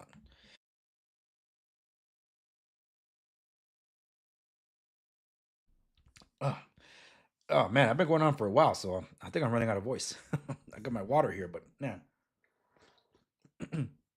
By the way, I was driving home one time as I was reviewing a video that I produced and I was editing it, but I needed to listen to the whole playback. And I was just listening to it while I was driving, and I had my my toddler in the car, so he had to listen to the theme song over and over again. And then the other day, I hear, I'm like, honey, is our 3-year-old singing my theme song? And I just hear him doing the epic, trying to do the epic voice guy. This is the Andre Segovia show. I kid you not. That's the cutest thing I ever heard. You haven't heard my theme song until you hear my 3-year-old say it. Sing it and then say, this is the Andre Segovia show. Ay, mijito, tan chulo. Adventure Math in the Cloud. Oh, Adventure Man in the Clouds, 8968. I actually kind of like that username. Very lengthy, but yeah. From the Unplugged Long-Term Review. Buying a phone to have maximum privacy, then still trying to use Alexa is ridiculous. This is one of many of said comments on that video. And all I've been doing is just sharing the post, like my YouTube short. In fact, I might play that. I need some media to play. You know what? Nah, I can summarize it. So I just point him to the YouTube short because in my interview with the anonymous hacker, I'm like, you guys all asked me what works on this. I'm like, you send me your questions and I'll tell you what works on the unplugged phone. So then I ended up, this is the unplugged phone. I have it right here. So I ended up having to set up all this stuff because people wanted to know what works and what doesn't. So I report back and everybody says, hey, why did you put that in there? Why would you put a smartwatch? You're being tracked. Like, freaking A, man, you guys asked. And then I deploy the App Center. Let me see. It's called the App Center now, not the App Store. Let me see. Let me see what they show for the trending apps. Trending apps. It says, let me call this way. All right. From this angle. Now, it just changed yesterday for the trending apps. Telegram, Grok. Come on. Angel TV and movies. By the way, they're pushing Animal Farm as a communist thing now. I mean, they didn't do it, but they're distributing it. Shame on you. I don't see it anymore, but Facebook used to be at the top. I'm like, yeah, privacy, and all you guys want to try is just life as usual. Okay, so I just point to people and say, dude, I did it for science. Okay, so Juhad Excelsior. Um, this is with respects to a segment that I clipped out from my interview with Joe Weil. He's the CEO of Unplugged, and it says, "Wait, is the phone not an Android phone?" I said, "Yes, it's an Android-based OS." Okay, back to the Brax 3 smartphone review. Liberty Cabbage Music. Does it support RCX text? RCS text. Does it support Android Auto? Android Auto is supported. I don't know about an option for RCS. I can say that for the unplugged phone, they're working on that. um, and all right, this one's gonna not an unplugged. So let me just tell you something real quick. I gotta give a shout out to Unplugged. I don't have a business relationship with them. People have asked me for a code. I don't have one. They did offer me one last year. Uh, I didn't take it. I told them I was still reviewing. I appreciate the gesture, and I'm pretty sure they'll give it to me in a heartbeat. But I like what we have struck. I'm in direct communication now with their tech team because I know the question's going to come up here. I given them a detailed report of, because I kept it, of how the Verizon functionality broke. So I showed them everything from the deep phone settings and breakdowns so they can have it and see if they can find a software fix, because this has happened before, even with big dogs like LG on Verizon after an update that broke functionality with Verizon. In that case, Verizon at the time was the one pushing the updates. So this is, I don't know if a fix exists. It also could be that Verizon finally said, screw it, we're not letting them use it, because Verizon can be very draconian in that sense. You use what they say or you don't use anything at all. So that's the thing. But I did test the unplugged phone on Verizon. Everybody knows that. So I was very bummed that I couldn't use it on Verizon anymore. And someone said, "Oh, why don't you just get another service?" Yeah, fantastic. Will you pay for it? Now, I can say this, that I have been using, because I use two phones all at the same time. I have been using one on Verizon because it's my mainstay with my business, and the other one has been not Verizon. Let me just put it that way. And I can tell you that even though the non-Verizon phone in the inner city has considerably faster speeds, um, whenever I'm out and about, Verizon's always there for me. And just recently, this past weekend, I was in San Diego. I had almost no ability to use my non Verizon phone, but the Verizon phone kept working. That's why I have Verizon. That's why I hope that a fix exists for this unplugged phone to work on Verizon. But really, the one that can just fix it right now is Verizon, to just certify it. But they're kind of like, you kind of got to grease your wheels. You kind of got to give them a payout. It's expensive to get certified. So I don't know if they'll be able to get this back working. But if there's a software stopgap in the meanwhile, I gave Unplug everything that I possibly thought of, and they were very grateful for such a detailed spec breakdown of the steps and everything. So they can find it, great. They can't, then they can't. Okay, Velt Lechman on my Return of the Pebble smartwatch video. Yes, I used a Pebble Steel like yours for a long time. One of the slickest smartwatches ever made. When it stopped working, I switched to a Garmin. Oops, hit the wrong button. Garmin Phoenix, it was a Phoenix GS Pro. In my honest opinion, the closest thing to a Pebble with its always on display, button operation in a small package, but it's not the same in terms of UX. And I only use a fraction of the fitness related features. So I pre-ordered the Pebble Time 2 right when the final design was announced. It looks really awesome. I can't wait to get my hands on it. Oh, I hope you like it. I am waiting. Wasn't in a rush to get this one, but I am waiting. I do want to see the color options, because I kind of like that red one that was kind of teased for the Pebble Steel, Pebble Time. So we'll see. We'll see. So this is from Leonard Frasco 3856. All these are from YouTube, by the way. Brax 3 smartphone review. Thank you for a great and informative review. You covered exactly what I wanted to find out regarding Android Auto. I have that problem, and I was wondering whether I should compromise my privacy or not. Also looking for a full case for my phone. I don't know where I could find all the best. The update that was announced by Brax earlier this month, they're finally going to launch the store where they actually have the case to sell. Okay. So I know they ran out of cases with their supplier, and I don't know if that was the same supplier that kind of screwed them over. So just giving you guys a heads up that there was some behind the scenes drama with the warehouse and suppliers that people that are not in the know don't know what really goes on behind the scenes. But but in terms of Android Auto, the only way to get it to work, you're really using a sandbox version of Google Play. You have to get the Google services stuff to work, and it kind of it's like a patch thing that works on it, like a compatibility thing. So you would need to. You would need to. Now, will it work in like in a sandbox environment, kind of like Graphene OS? Up to you. But that's how I got it to work. I knew what I was doing, but that's why you're given the option to do it. Okay, JWZRD23 on my Under Armour Project Rock over the ear headphones long term review. Holy smokes, this is an old video and people are still watching it. Awesome. Here, 4 years later, and after many beatings, my left ear goes in and out. I think it's time to retire them. Serve thee well. Headphones. Mine still work. I don't use them as extensively because I use different headphones for different settings. For my workouts, I try to keep them in as pristine condition as possible, and I clean them up after I'm done, and I leave them in their box, and then just like I make sure the kids are nowhere near them. So mine still work. Uh, I use them with um, I use them with an iPhone. Okay, this one is a huge unplugged phone. Oh no, that's the breakdown. Okay, Placebo 6 from the Brax 3 review. Does it support display port out? Oh my goodness, I'm so sorry. I haven't tested that. Let me get back to you, Placebo 6. That's oh my goodness. I'm gonna check if there's another update to that because yeah, I was trying to test that out too. Display port out. I'm assuming it does because it's baked into Android, but Android 16, which is not what this thing runs. I think it runs Android 15. I don't have it on me. It's supposed to have an even better version of Android desktop. So I have to check. Yeah, good one. Thank you.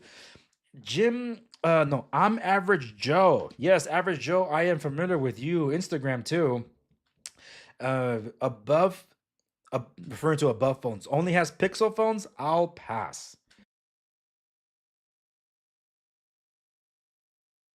I'm really hoping that mute button works. Okay, if not, I'm so sorry. Okay, but those of you still tuned in, thank you so much. This is the longest stream I've done because this is possibly the only stream I'm going to do for the year, for the rest of the year. I've been invited on other podcasts. I had things with guests that I lined up to just clear the schedule to just be like just to make it for them, but we couldn't make it happen before the end of the year. So we're going to try again next year. Stay tuned for that. And what else? In terms of review, I did have another review for the unplugged phone that I mentioned I have in the works, and that was with respects to the new OS and the camera experience. The camera experience, the very big one, because there's so much that can be pulled from this, but the big camera update is not ready yet. So after speaking with the team, I probably won't be able to review this device until maybe February, when hopefully they'll have it then. If they have it then, I'll test it and I'll give it the full review treatment because it's a completely different phone now with the whole experience. I'm just getting out there. Above phone. Above phone has only Pixel phones. I'll pass. I totally agree with you. And I don't trust above phone. I think I told some of you, you guys should have seen it. I covered the above phone. I had my questions in that video, but they reached out to me. And I reached out to them. I was reaching out to them, but they reached out to me first.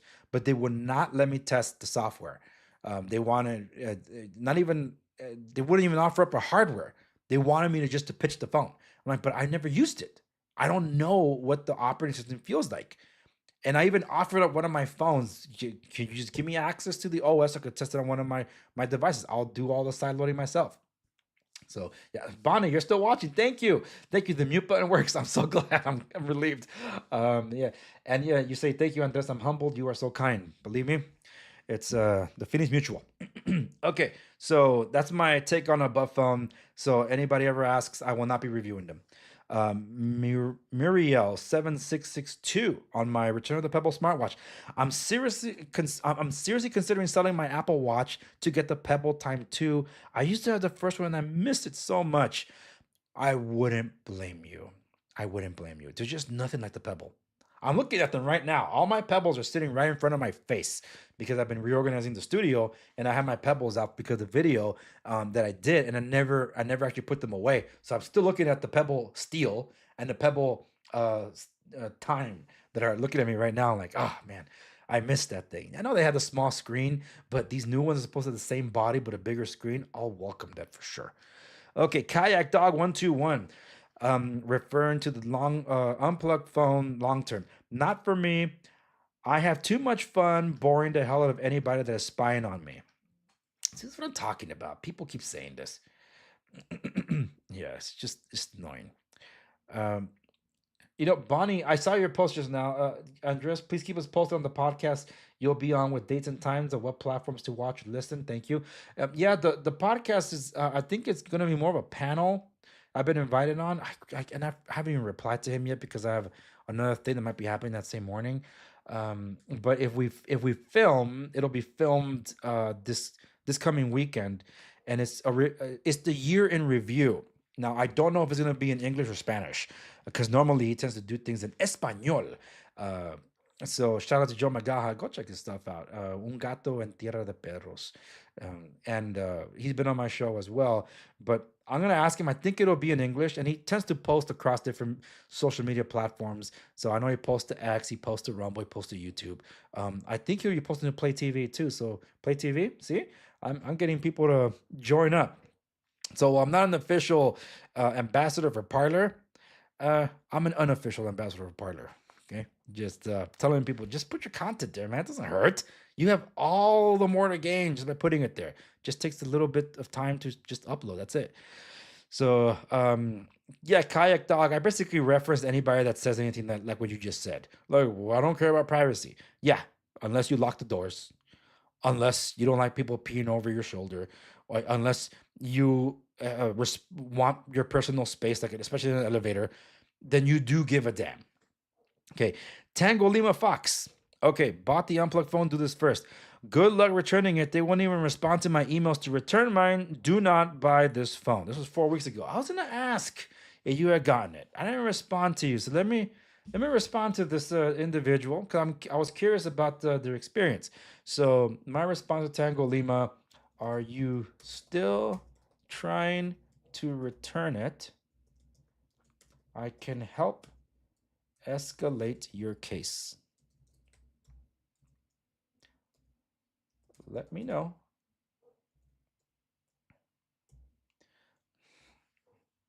Well, I don't have to let me know. But are you still trying to return it? I can help escalate the case. Because yes, I'm in touch with them.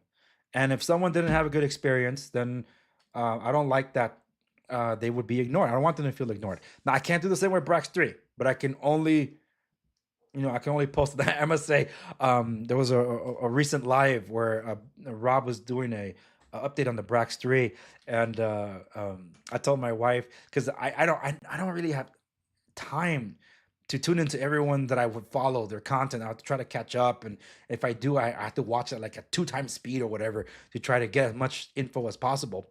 But it's one time I tuned into the live because I was interested in the conversation, and I happened to chime in so I could let Rob know that I was there and I had a question. And then the chat was like, "What are you doing here?" Because they recognize me from covering the Brax 3 phone. They're like, "Oh, snap, it's Andres Segovia." It's like kind of celebrity status. And I told my wife, like, "Oh, you're a celebrity." It's like, I'm not a celebrity, but it did feel kind of cool. Just thought I'd throw that out there. All right, so Kiddo Wellbeing, 3778 on my interview with Joel Wow says, "Good interview, good opportunity to dump Apple and Verizon all at once. I'm not too lazy to input my contacts from scratch. All I've heard is the network it doesn't run on yet. I would like to know which is the most compatible with. Also, is there a mandatory monthly subscription fee, and what does that include?" So I did respond to this. I said the phone runs well on GMS carriers like T-Mobile, Mint Mobile, AT&T, Patriot Mobile, US Mobile, etc. There is no mandatory subscription fee. The Unplugged suite of apps have premium features that are accessed with the subscription, but is not needed to use them. It is also not required to use their apps on the Unplugged phone. That's the beauty of Android. You don't have to use them. But hey, the experience is there, and that's what they're offering. And speaking of which, Apple, the apps for Apple, which would include, it's just two of them, the VPN And the unplugged messenger apps on Apple were updated this week. So there's some love for Apple, because for now it's kind of hard to get the a suite of apps for Android. They kind of pulled it for now from their website because they're trying to build out the experience first for for the phone instead of trying to please everybody, because well, they're not technically their customers yet. So Benj T Axie 3 weeks ago on the Brax 3 smartphone. Why not just buy a Pixel and put Lineage on it? A Pixel 7a costs less, brand new, and has great hardware. And I wrote, you can, but Lineage is not a privacy OS. The Googled operating system. And while the project is community based, support is dependent on Google's releasing codes for Android. That last part was leading to end of life for most of the custom ROM space, which is true. Is the Upphone operating system on Android 16? No, it is running 14. But from what I know is that they might be skipping 15 and just jumping to 16. At this point, it just makes sense because, well, why not? But the big update that I'm waiting for, I don't think is going to be a a big OS update in terms of number. It'll be more of a firmware update to really fix the camera thing. So yeah, I'm hoping Xfinity becomes a carrier that is compatible with Unplug. I noticed the Unplug App Center has the Xfinity Stream app. Yeah, it most likely does. Um, it's it's yeah, that's just it. That there's certain carriers that I don't know if Xfinity runs on Verizon. That might be why it might not work on it yet. Yeah, let's see. Yeah, I've done an Xfinity check. The IMEI is not clear to work on theirs. Okay, there's a big one I covered, and thank you for those of you that tuned into my video covering Graphene OS, because it is a big deal what happened to Graphene OS in France. For those of you that don't know, let me just give you the nutshell. Graphene OS was being threatened by France because I believe it was their data servers that were being hosted in France, in the country, and France wanted access or backdoor access to those servers to spy on individuals. And Graphene OS says they wouldn't do that. So France threatened to arrest the developers of Graphene OS that were right there in France. So in response to that, Graphene OS pulled out of France, and I think they moved their servers to several countries all at once. That was like India, Canada, and others to kind of spread out these things because they realized this is crazy. So I covered that in the Graphene OS versus France stream that and it's the hardware coming in 2026, and then also reading your comments. So this is me picking up after that from since then. And then it says Cade Gaming Official. Let's see how long it will take until Cube's OS will be targeted. And I responded, yeah, matter of time, I suppose. Anything that's considered privacy. I mean, remember, France arrested the CEO. Oh my goodness, what's his name? Um, Pavlov of Telegram, because Telegram was technically end-to-end encrypted for their messaging, and France wanted a backdoor access. And Pavlov admitted there is a backdoor access for governments to check into Telegram, just like there is for Signal, by the way. But the thing is that it wasn't enough for France. But he was held for how long? I don't remember. But that did happen. Okay. Uh, and I keep checking the live chats over on Play TV. So you guys are watching. Thank you so very much. There's a few of you watching. You give me hearts over there. And if you're chiming into the live, I'll be able to see them as well. Thank you. Okay, and same thing here. Bonnie's chiming in on the live chat over on YouTube. So you're saying, my carrier is Xfinity. I bundle my services, internet, and mobile through Xfinity. The internet is Xfinity Comcast, and my mobile is Xfinity Mobile. It is a carrier like Verizon. And then you added just now. I remember when they arrested Pavlov. Yes, they arrested him, and they eventually let him go because I think he gave more access to France into getting it. So what happened in France was there was someone I believe that was convicted of that was being arrested for having offed somebody at and apparently they kept their data on their phone, and this guy was upset and wanted to sue Graphene OS because the police were able to get into his phone to convict him, like, or to prove to have evidence against him. And he's like, I thought that it was supposed to, I don't know if it was like erase something or whatever, but it didn't erase fully or didn't work right. He was complaining. This was over on X. So I'm like, really, dude? You really? You're admitting that you were doing illicit activity? That's the problem. That people think that these privacy OSs are for, like, they're for the cartels and other people that in the deep dark web. And no, they're not the only ones that use it. It's just people that that care about their privacy. Why do you need every bit of your life be monetized by somebody else? They're using your likeness and stuff. It's just, you're not getting royalties for it. If you were to pay for a streaming service because you wanted this one movie or TV show, and after a while it's gone, well, you're SOL, but you're still paying for the service. And if you paid for certain ones where your favorite show wasn't not there anymore, you feel ripped off, right? But you know who's still making the money? The license holder.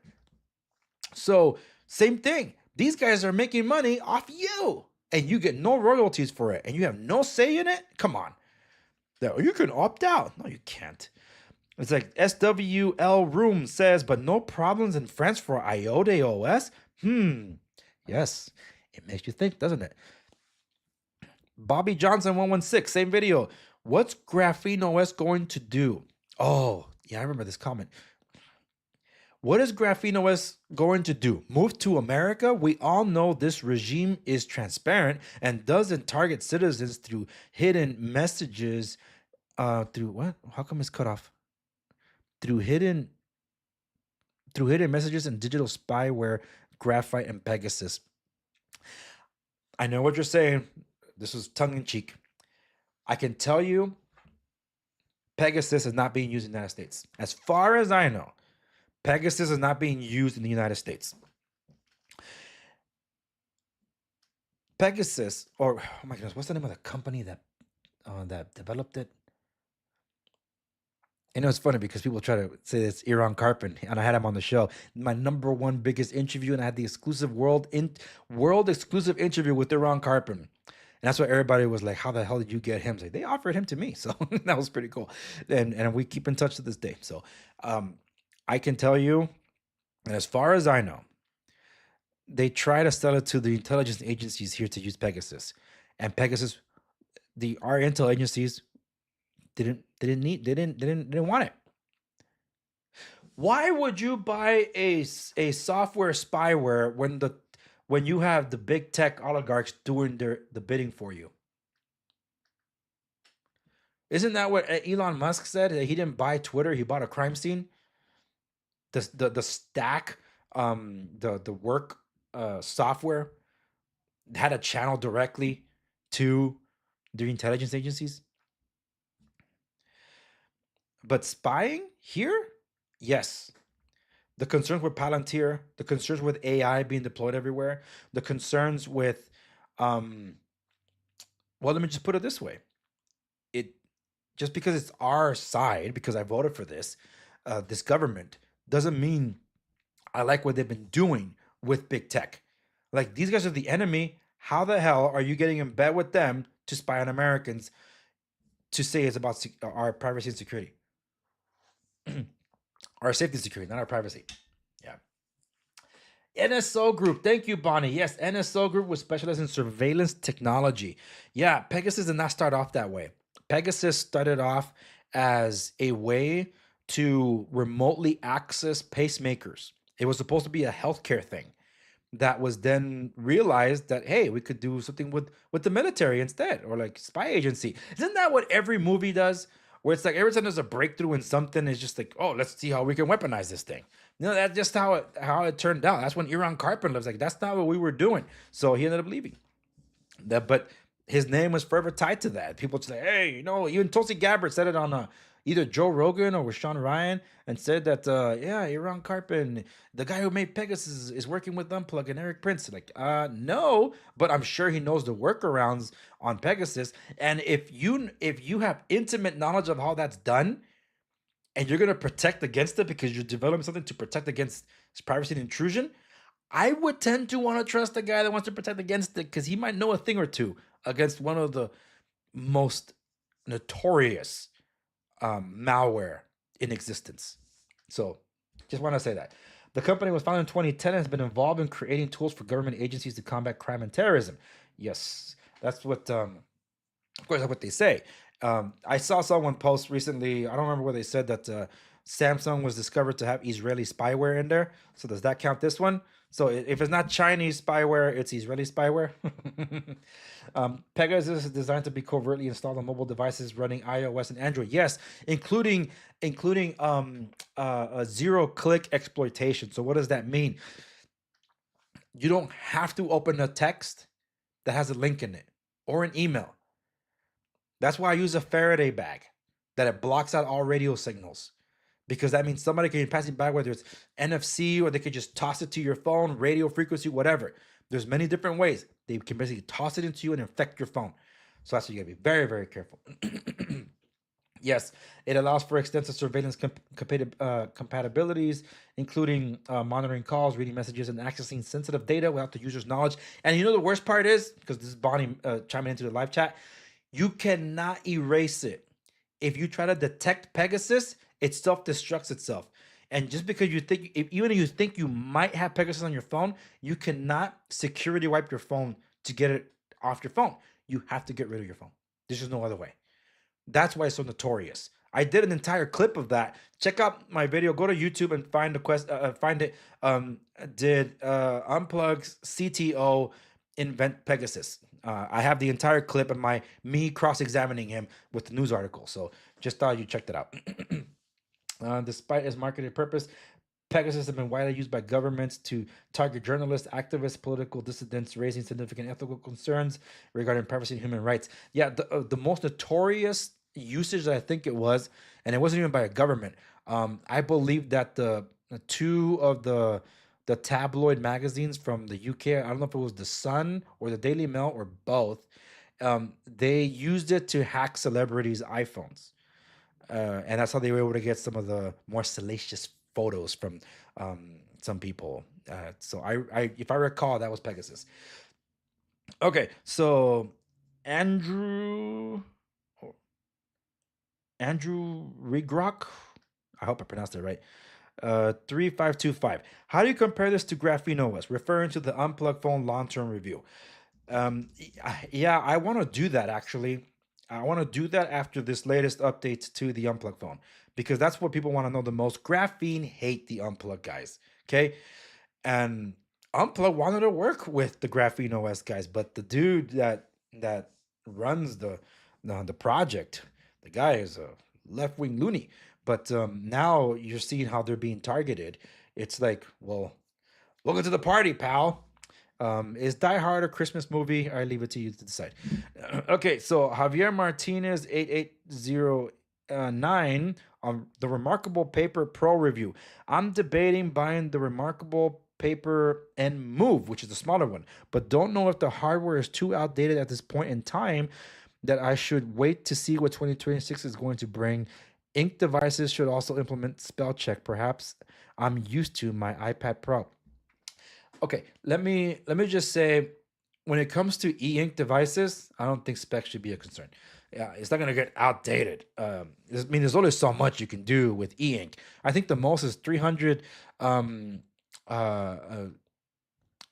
is it? 300 dpi. Yeah, pixels per inch. I think it's 300. The max that I've seen on e-ink. There might be a little more. I don't know. But color is like the biggest thing you can get, and I think it's only like 16 colors. So I wouldn't be worried about that. The software can only get better and better after this.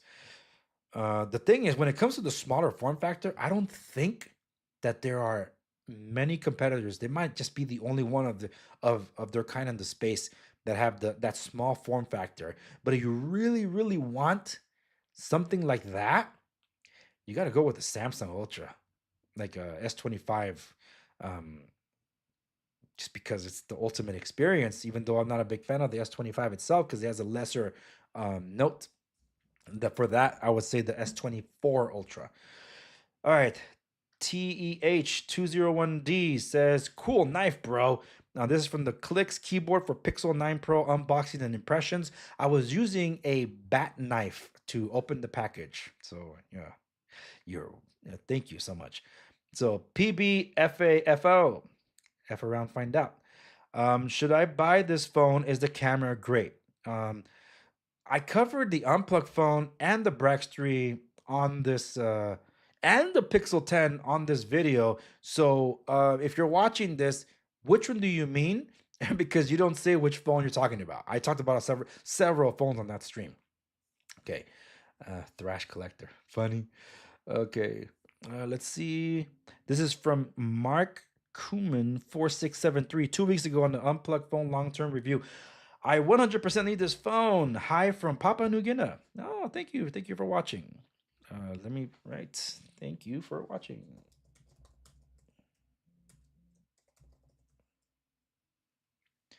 Next up, I think I'm almost at the end here. Yes. And then I'm going to close out with some little bit of reflection because I've been going for 2 hours.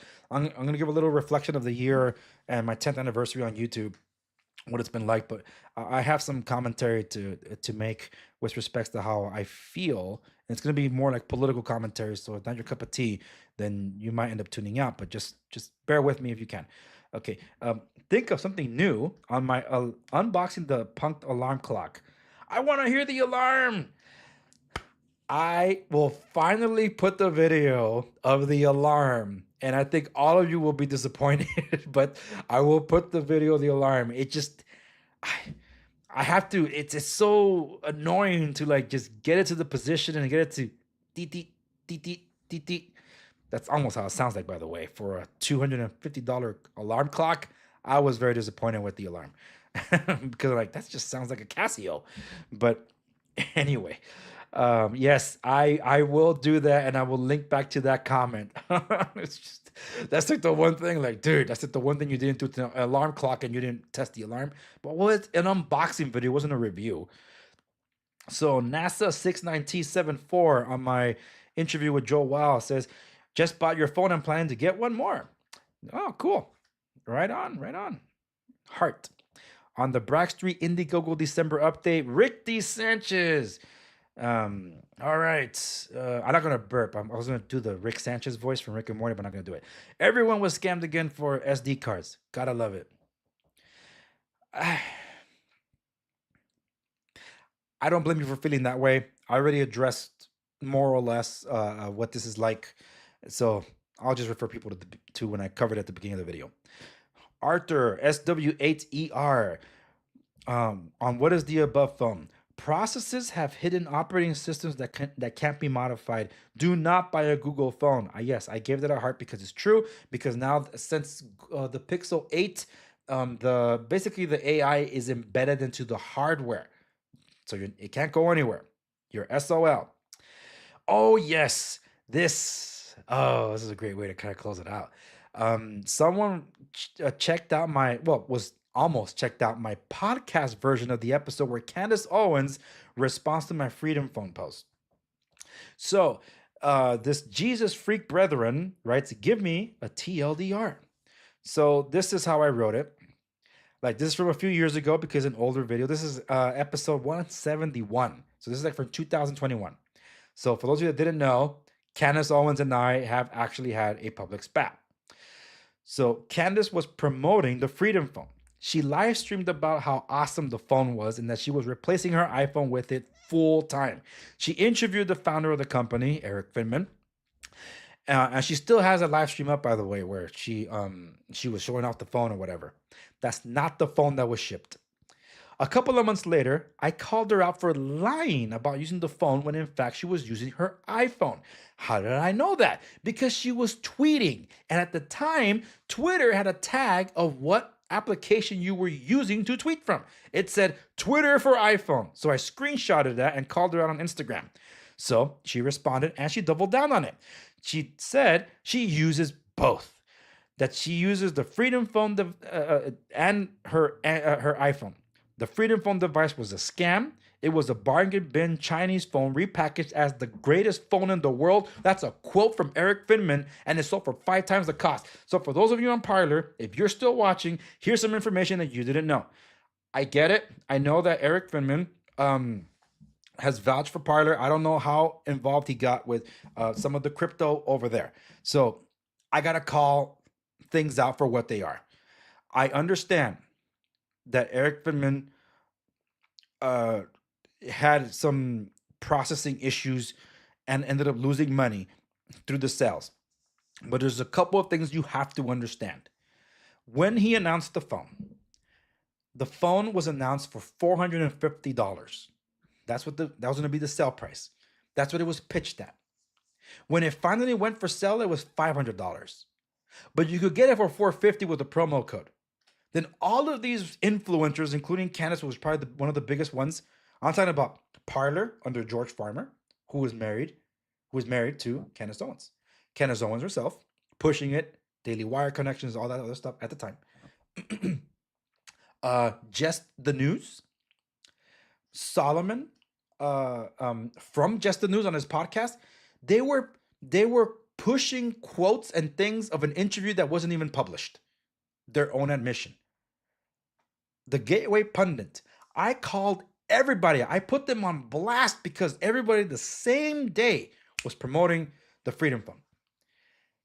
And that's the first video of its kind that I did. And it's called What is the Freedom Phone? That sparked a series of phones that I was doing. What is the Freedom Phone? What is the About Phone? What is the Brax 3 phone? And more importantly, what is the Unplugged phone? Okay. So I have extensive coverage and screen grabs of everything that has been pretty much wiped from the internet with respects to that phone. And then Mr. Who's the Boss does a deeper dive into that, which is even more scandalous to me. Like, dude, that's crazy. So the promo code, the discount code, was actually payouts to those that provided the promo code. But Eric Finman said it was the greatest phone in the world. The greatest tech dudes in smartphones are at XDA developers. They saw my video. They were also looking into things, and they thought they found out that which type of bargain bin Chinese phone it was, a Numidi G, A9 Pro, whatever it was. And yours truly did more digging and found out what they couldn't. It was even cheaper than that. It was a phone at the time worth less than $100. And it was pushing services that didn't exist pretty much at that point. And it was being billed as the greatest phone in the world. It was nowhere near as good as any of the other stuff. And the phone that was advertised on the website was not the phone that was being shipped out. I don't know how else to say scam. You bought something that you didn't get. And the phone that Candace Owens was showing off in her live stream, that is still, by the way, shown on the Freedom Phone website. Don't believe me? Let me see if they still have it there. Oh my goodness. These bastards updated a little bit of the website. Wow. For those of you still watching, this is live. This is live. Freedom Phone website still exists. Okay. They're still selling it for $499, despite the fact that this is like 4 years old. And the phone itself was already old when they were acquiring it. Candace Owens, that's her live stream grab. This is a different phone now than originally was mentioned. They even updated the logo. Wow. Look at this. Is that the Parler symbol? No, it's not. It hasn't been for a long, long time. But this is different. Clear OS. Clear is a real company. That's different now. So let me just go back to my other tab.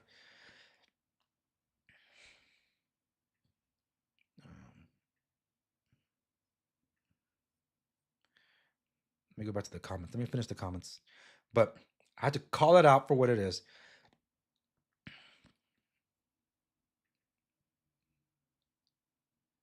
And I reached out to Eric several times. Open letter, everything.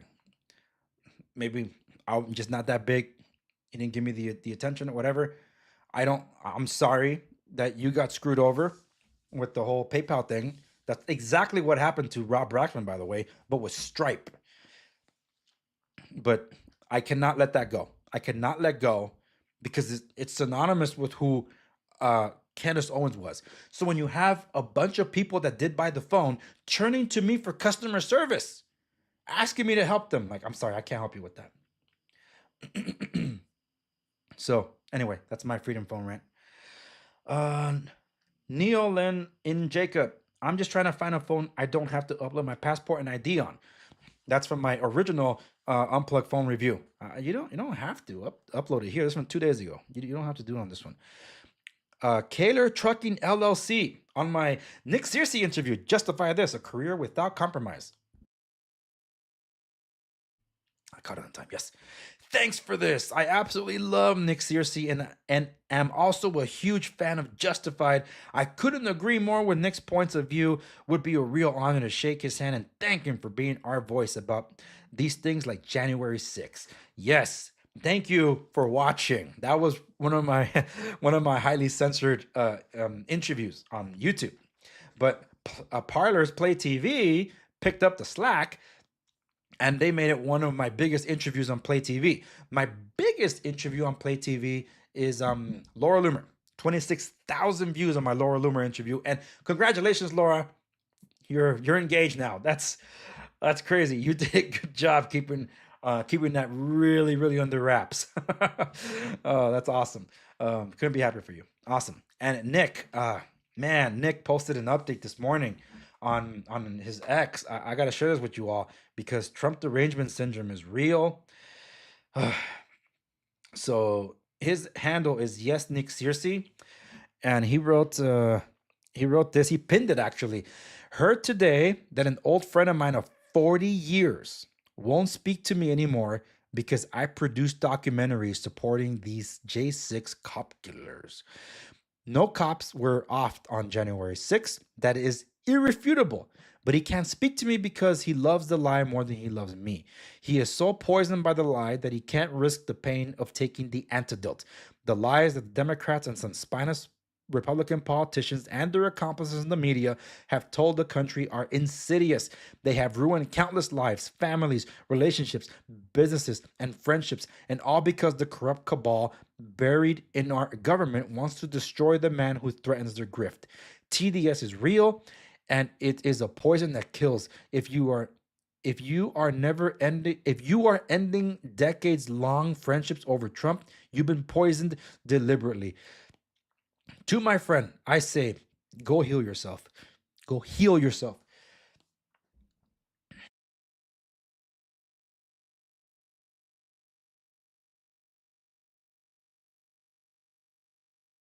It looks like he updated his post again. So I'm going to respond again to this thing because I said, man, this sucks.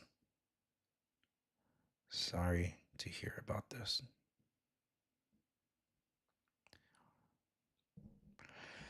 And it's on that note that I want to say that I might invite him on again. Because now that the pardons happened, I had Siaka Massaquoi, who's also J6er, on the show earlier this year.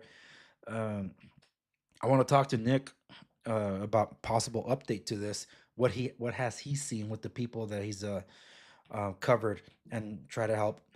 So I am curious. I'll see if it wants to come on. But more important, that sounded so wrong. I was gonna say, but more importantly, not more importantly, but I also wanted to take an opportunity with Nick Searcy to give him a chance to do his own reactions to highlights of his scenes in Justified because FX networks hate him. They don't want him back. That's why he hasn't gone back to work with FX after Justified. So what they did recently, FX, they did a highlight reel with it wasn't FX. I think it was Vanity Fair. One of those tabloid things, having Timothy Oliphant and Goggins. What's your first name, dude? You're on Fallout right now. So they did reactions to some of their scenes, but I'm like, dude, we need one for Nick. So I'm like, I like to do that for him.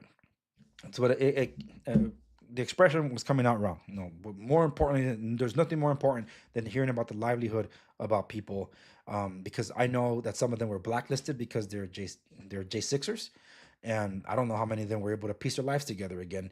And in the case of Siaka Massaquoi, he didn't have to serve prison time, but he was going to be sentenced the day after he was pardoned. Wow, that came down to the wire. So yeah. Bonnie, live chat over on YouTube, says, thank you for sharing this information regarding the Freedom Phone, Andres. I'm a huge fan and believer in honesty and integrity. These are two of the biggest reasons I follow you on socials. Thank you for maintaining your honesty and integrity, and thank you, Bonnie, for recognizing it. Yeah, but I am intending on reaching out back to Nick CRC. Last comment. All right. This is from Andres Sather. I hope I said that right. 5876.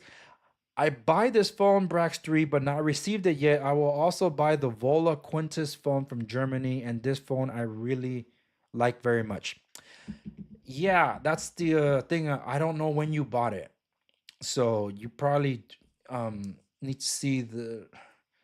I'll respond to this person with more detail in a bit after I've live streamed, but there might be a reason why not. If you're part of the new batch, it's not going to be maybe until at least February. It was announced by Brax 3. So yeah, I think I cover what I says on the cover, so I am making the most of this stream because probably the last stream of the year. Okay, cool. All right, so let me give you guys some little bit behind the scenes. And seriously, thank you to those of you that have been around, that have followed me this year, to those that are new to the show, across everything. I really appreciate all of you. It's been quite the experience this year. A lot of setbacks, disappointments, and yet somehow, thank God that the work was not in vain.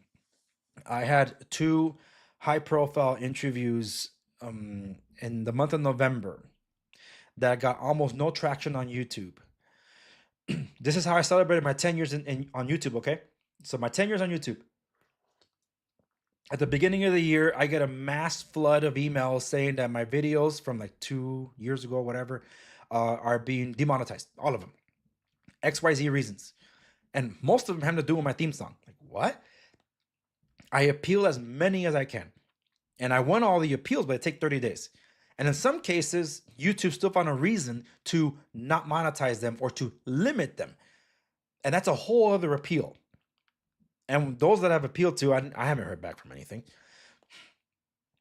And also, for my 2 high-profile interviews in the month of November, I had first up for right before Veterans Day was Amanda Rutledge. She is from Tours of Duty. Her organization does work to reintegrate veterans into society, but also her organization does the legwork to find out where our missing soldiers that never came home are.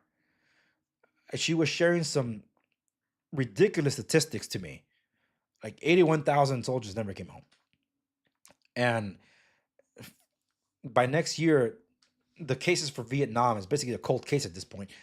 Those chances will close. There's an agency within the government that's in charge of collecting the bodies and extraditing them back to the United States.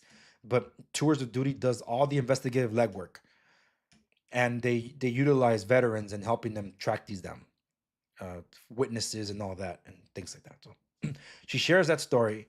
I try to promote it on YouTube, and YouTube turns down my advertising for it twice. I never pay for ads to promote my episodes. That one I felt I needed to, because I never heard any of that. So I pay for the ads. I submit the application for the ads, and then I get turned down because they say I'm not approved for an election ad. Election ad. What the hell does this have to do with an election? So it didn't pull through. I was so disappointed. And if you are watching this on YouTube, please check it out. That's got nothing to do with politics. some of you might feel one way or another about Blackwater if you ever heard of him. She's a Blackwater alumni. She is the vice president of the Blackwater Alumni Association, something like that. But that's not what I'm getting at. It's not about the ones that fought for our freedoms and never came home. And YouTube wouldn't let me promote that. So I turned to X and I promoted it there. And it does me well to know that it's the second most viewed interview I've ever done, because X helped promote it. They promoted it and people were checking it out. They were sharing, and I'm grateful. So I messaged Tours of Duty. I messaged Amanda and her PR team, and I said, this is officially my second most viewed, my second most reached and viewed interview I've ever done. I hope it made it out to the people that it most needs to reach out to. So that's my biggest interview of the year. And the second interview was also a week after, for Veterans Day. I interviewed the highest ranking covert warrior to ever write a book to talk about behind the scenes that happens at the CIA. And that was with Enrique Rick Prado, someone that I met. These two folks I met, by the way, the day I went to go meet up with the weekend I met up with Boone and Sarah in Florida. For those of you that don't know who they are, Benghazi fame and all that stuff. And I don't mean fame as in because it's famous, there's more infamy because of the political football that it is. But they're not talking about the politics. They're talking about trying to get justice for Benghazi by tracking down those that attacked the Special Missions compound, and they attacked the CIA annex, claiming the lives of 4 Americans, including our ambassador, Christopher Stevens. So that is an ongoing thing, and our government, whether you're the left or the Democrats that say that it was a YouTube video, or the Republicans that think it's Hillary, and they fundraise off it, stupid. They all of them missed the mark. So I got to meet up with them, and Sarah insisted that I meet up with like, go talk to Rick, and I'm so glad that I did. So he and I were talking, and here's some behind the scenes that is not on the show, that wasn't in the episode. I took this with me, the unplug phone, because the unplug phone is something that I took with me because they pushed the big update that made it look like this. It's a whole other experience now, like that. So I took it with me to go test it. So I did my test as a form of a vlog. And while I was there, and I'm talking with Rick, and I'm finding out about his CIA work and all this stuff, like, oh, cool. So we're in the shuttle heading back to the resort where we're both staying. It so happens. I find out that he was the vice president of special government programs at Blackwater. And I'm like, Blackwater? So that means you work with Eric Prince. So that means you know exactly what this is. This is Eric's phone. He's like, really? So he hands me the phone. And then as he was look at the phone, he also hands me a watch. I got to pull this up. You guys got to see this, okay? Breitling.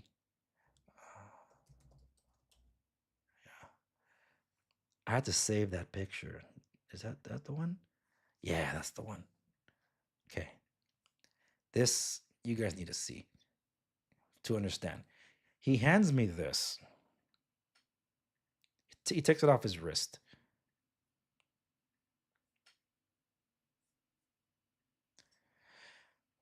So he handed me the watch, and I see the Blackwater paw print on the left. Then I'm like, oh yeah, it's nice. And then as I was about to like just explore the watch a little more, I paused. And then I looked at him. I'm like, is this the watch? And he's like nodding. He's like, dude, take the watch back, man. I do not want to accidentally hit a button and we're going to be surrounded by special forces on this shuttle, because this watch it contains a beacon for emergencies. It was given to select members of Blackwater by Eric Prince himself. He says, this thing has a beacon. It's tailored to you specifically. You're ever in danger. It doesn't matter in the world. Hit the button. Help's on the way. I'm like, dude, get this watch, dude, before I do something stupid. So we had a good laugh about that one. I don't want this shuttle being surrounded, man. Excuse me. And And yeah, we got along very well. We became fast friends, and and yeah, it made for a great event. And I was assigned at a charity foundation, a charity dinner. I was assigned the Blackwater alumni table. I'm like, whoa, okay, this is really on the nose. So then I'm at the table. I'm like, I'm taking pictures for comparisons on the vlog, and it just so happens that I have the iPhone and I have the unplugged phone. I had the Samsung in my pocket, and I'm like, I'm gonna take three pictures. That's too much. But then I'm like, excuse me, folks. I hope you don't mind. I'm taking pictures for comparison on tech. And then I'm like, wait a minute. Are you guys all Blackwater alumni? They're like, yeah. Oh, snap. This is Eric's phone. And they're like, what? And it's like, yeah, I'm testing it. It's like, oh, wow. How'd you get it? He sent it to me. It's just like what? So that got us all that conversation. It was fun. It was fun. And yeah, so like, oh man, oh yeah, I'll have to probably get one myself. I was like, yeah, support Eric, you definitely want to. So yeah, that was interesting. I even shared that story with Eric Prince because I had to. I'm like, this was I was not supposed to be on that trip, but it was a last minute thing, and I'm glad I went, and thank God for that. And that's just, it's a highlight of what this year was. This year was with a lot of surprises. 2025.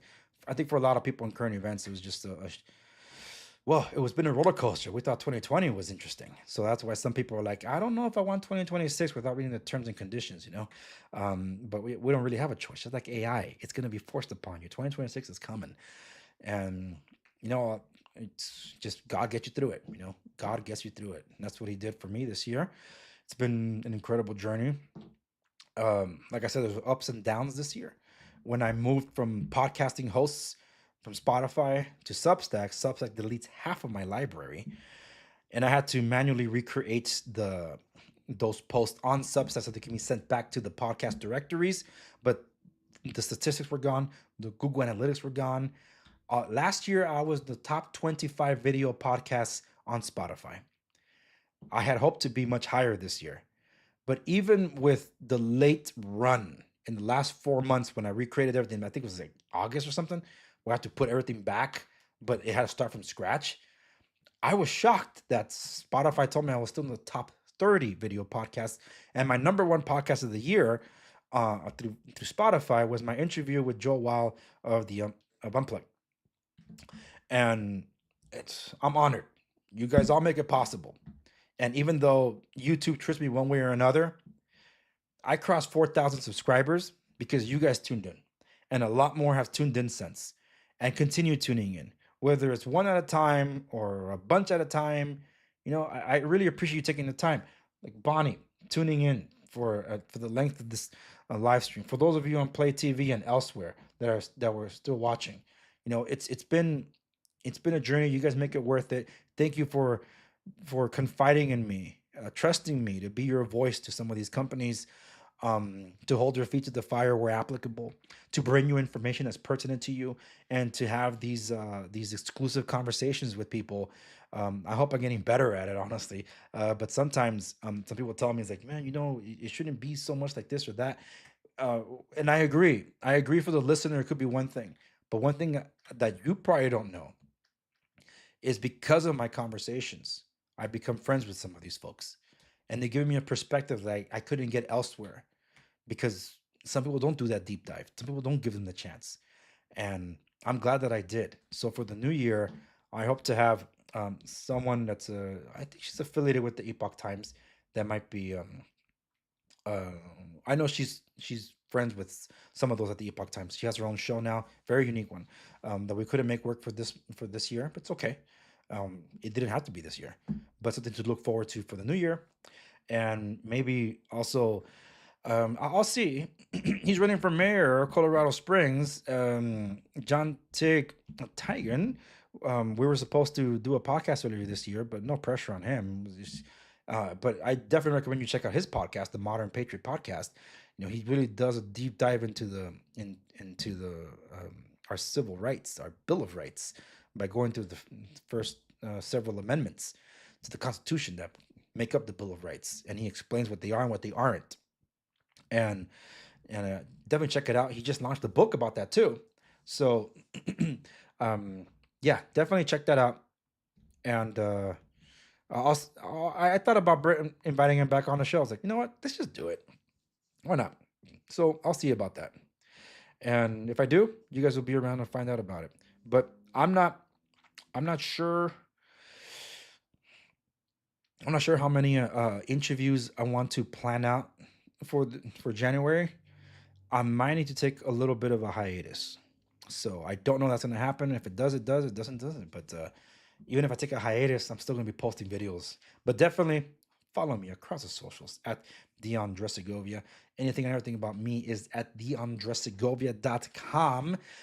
Those of you on Parler, PlayTV, thank you so very much for joining on this official episode stream. It's been awesome to be able to do this. More to come. And it was great to have you guys here. Bonnie, super fan, over on YouTube. Thank you so much. You said it's a pleasure, Andres. Hope you have great content and you're a man of integrity worth of following, which makes your content suitable for audiences to share. Thank you so very much for that. Seriously, all of you, wherever you might be watching, this year I crossed over 1,000 followers on X. It's always a struggle on Instagram. Some people like me, then after a little bit, they're like, yeah, I don't really like this guy. So they start leaving in mass. I get it. It's okay. I'm not for everybody on Instagram, but hey, I appreciate even more those that have stuck around. I mentioned that in the stories this year. But I think I had unique conversations this year. I brought you unique insights, and I did unique streams that were, I think one of them was really for Rumble. You can go check them out. And it's about information regarding it's related to Afghanistan. And some of these folks trusted me to bring the truth out, but I only did it for my audience. So that means it's only for you guys. If it's available to share, you guys can share it. But it was more about informing you guys. And some of this stuff is still an ongoing investigation, so I might do a follow up on that. But I gotta hold my guys' feet to the fire, because I'm rooting for you, Trump. But Dan Bongino's resigning, retired. Yeah, he's resigning, and Cash Patel's doing podcasts. But Pam Bondi somehow has job security that I'll never understand. So we'll see. To everybody, Merry Christmas, Happy New Year, and Happy Holidays for whatever other holidays that are there. And I'll see you around.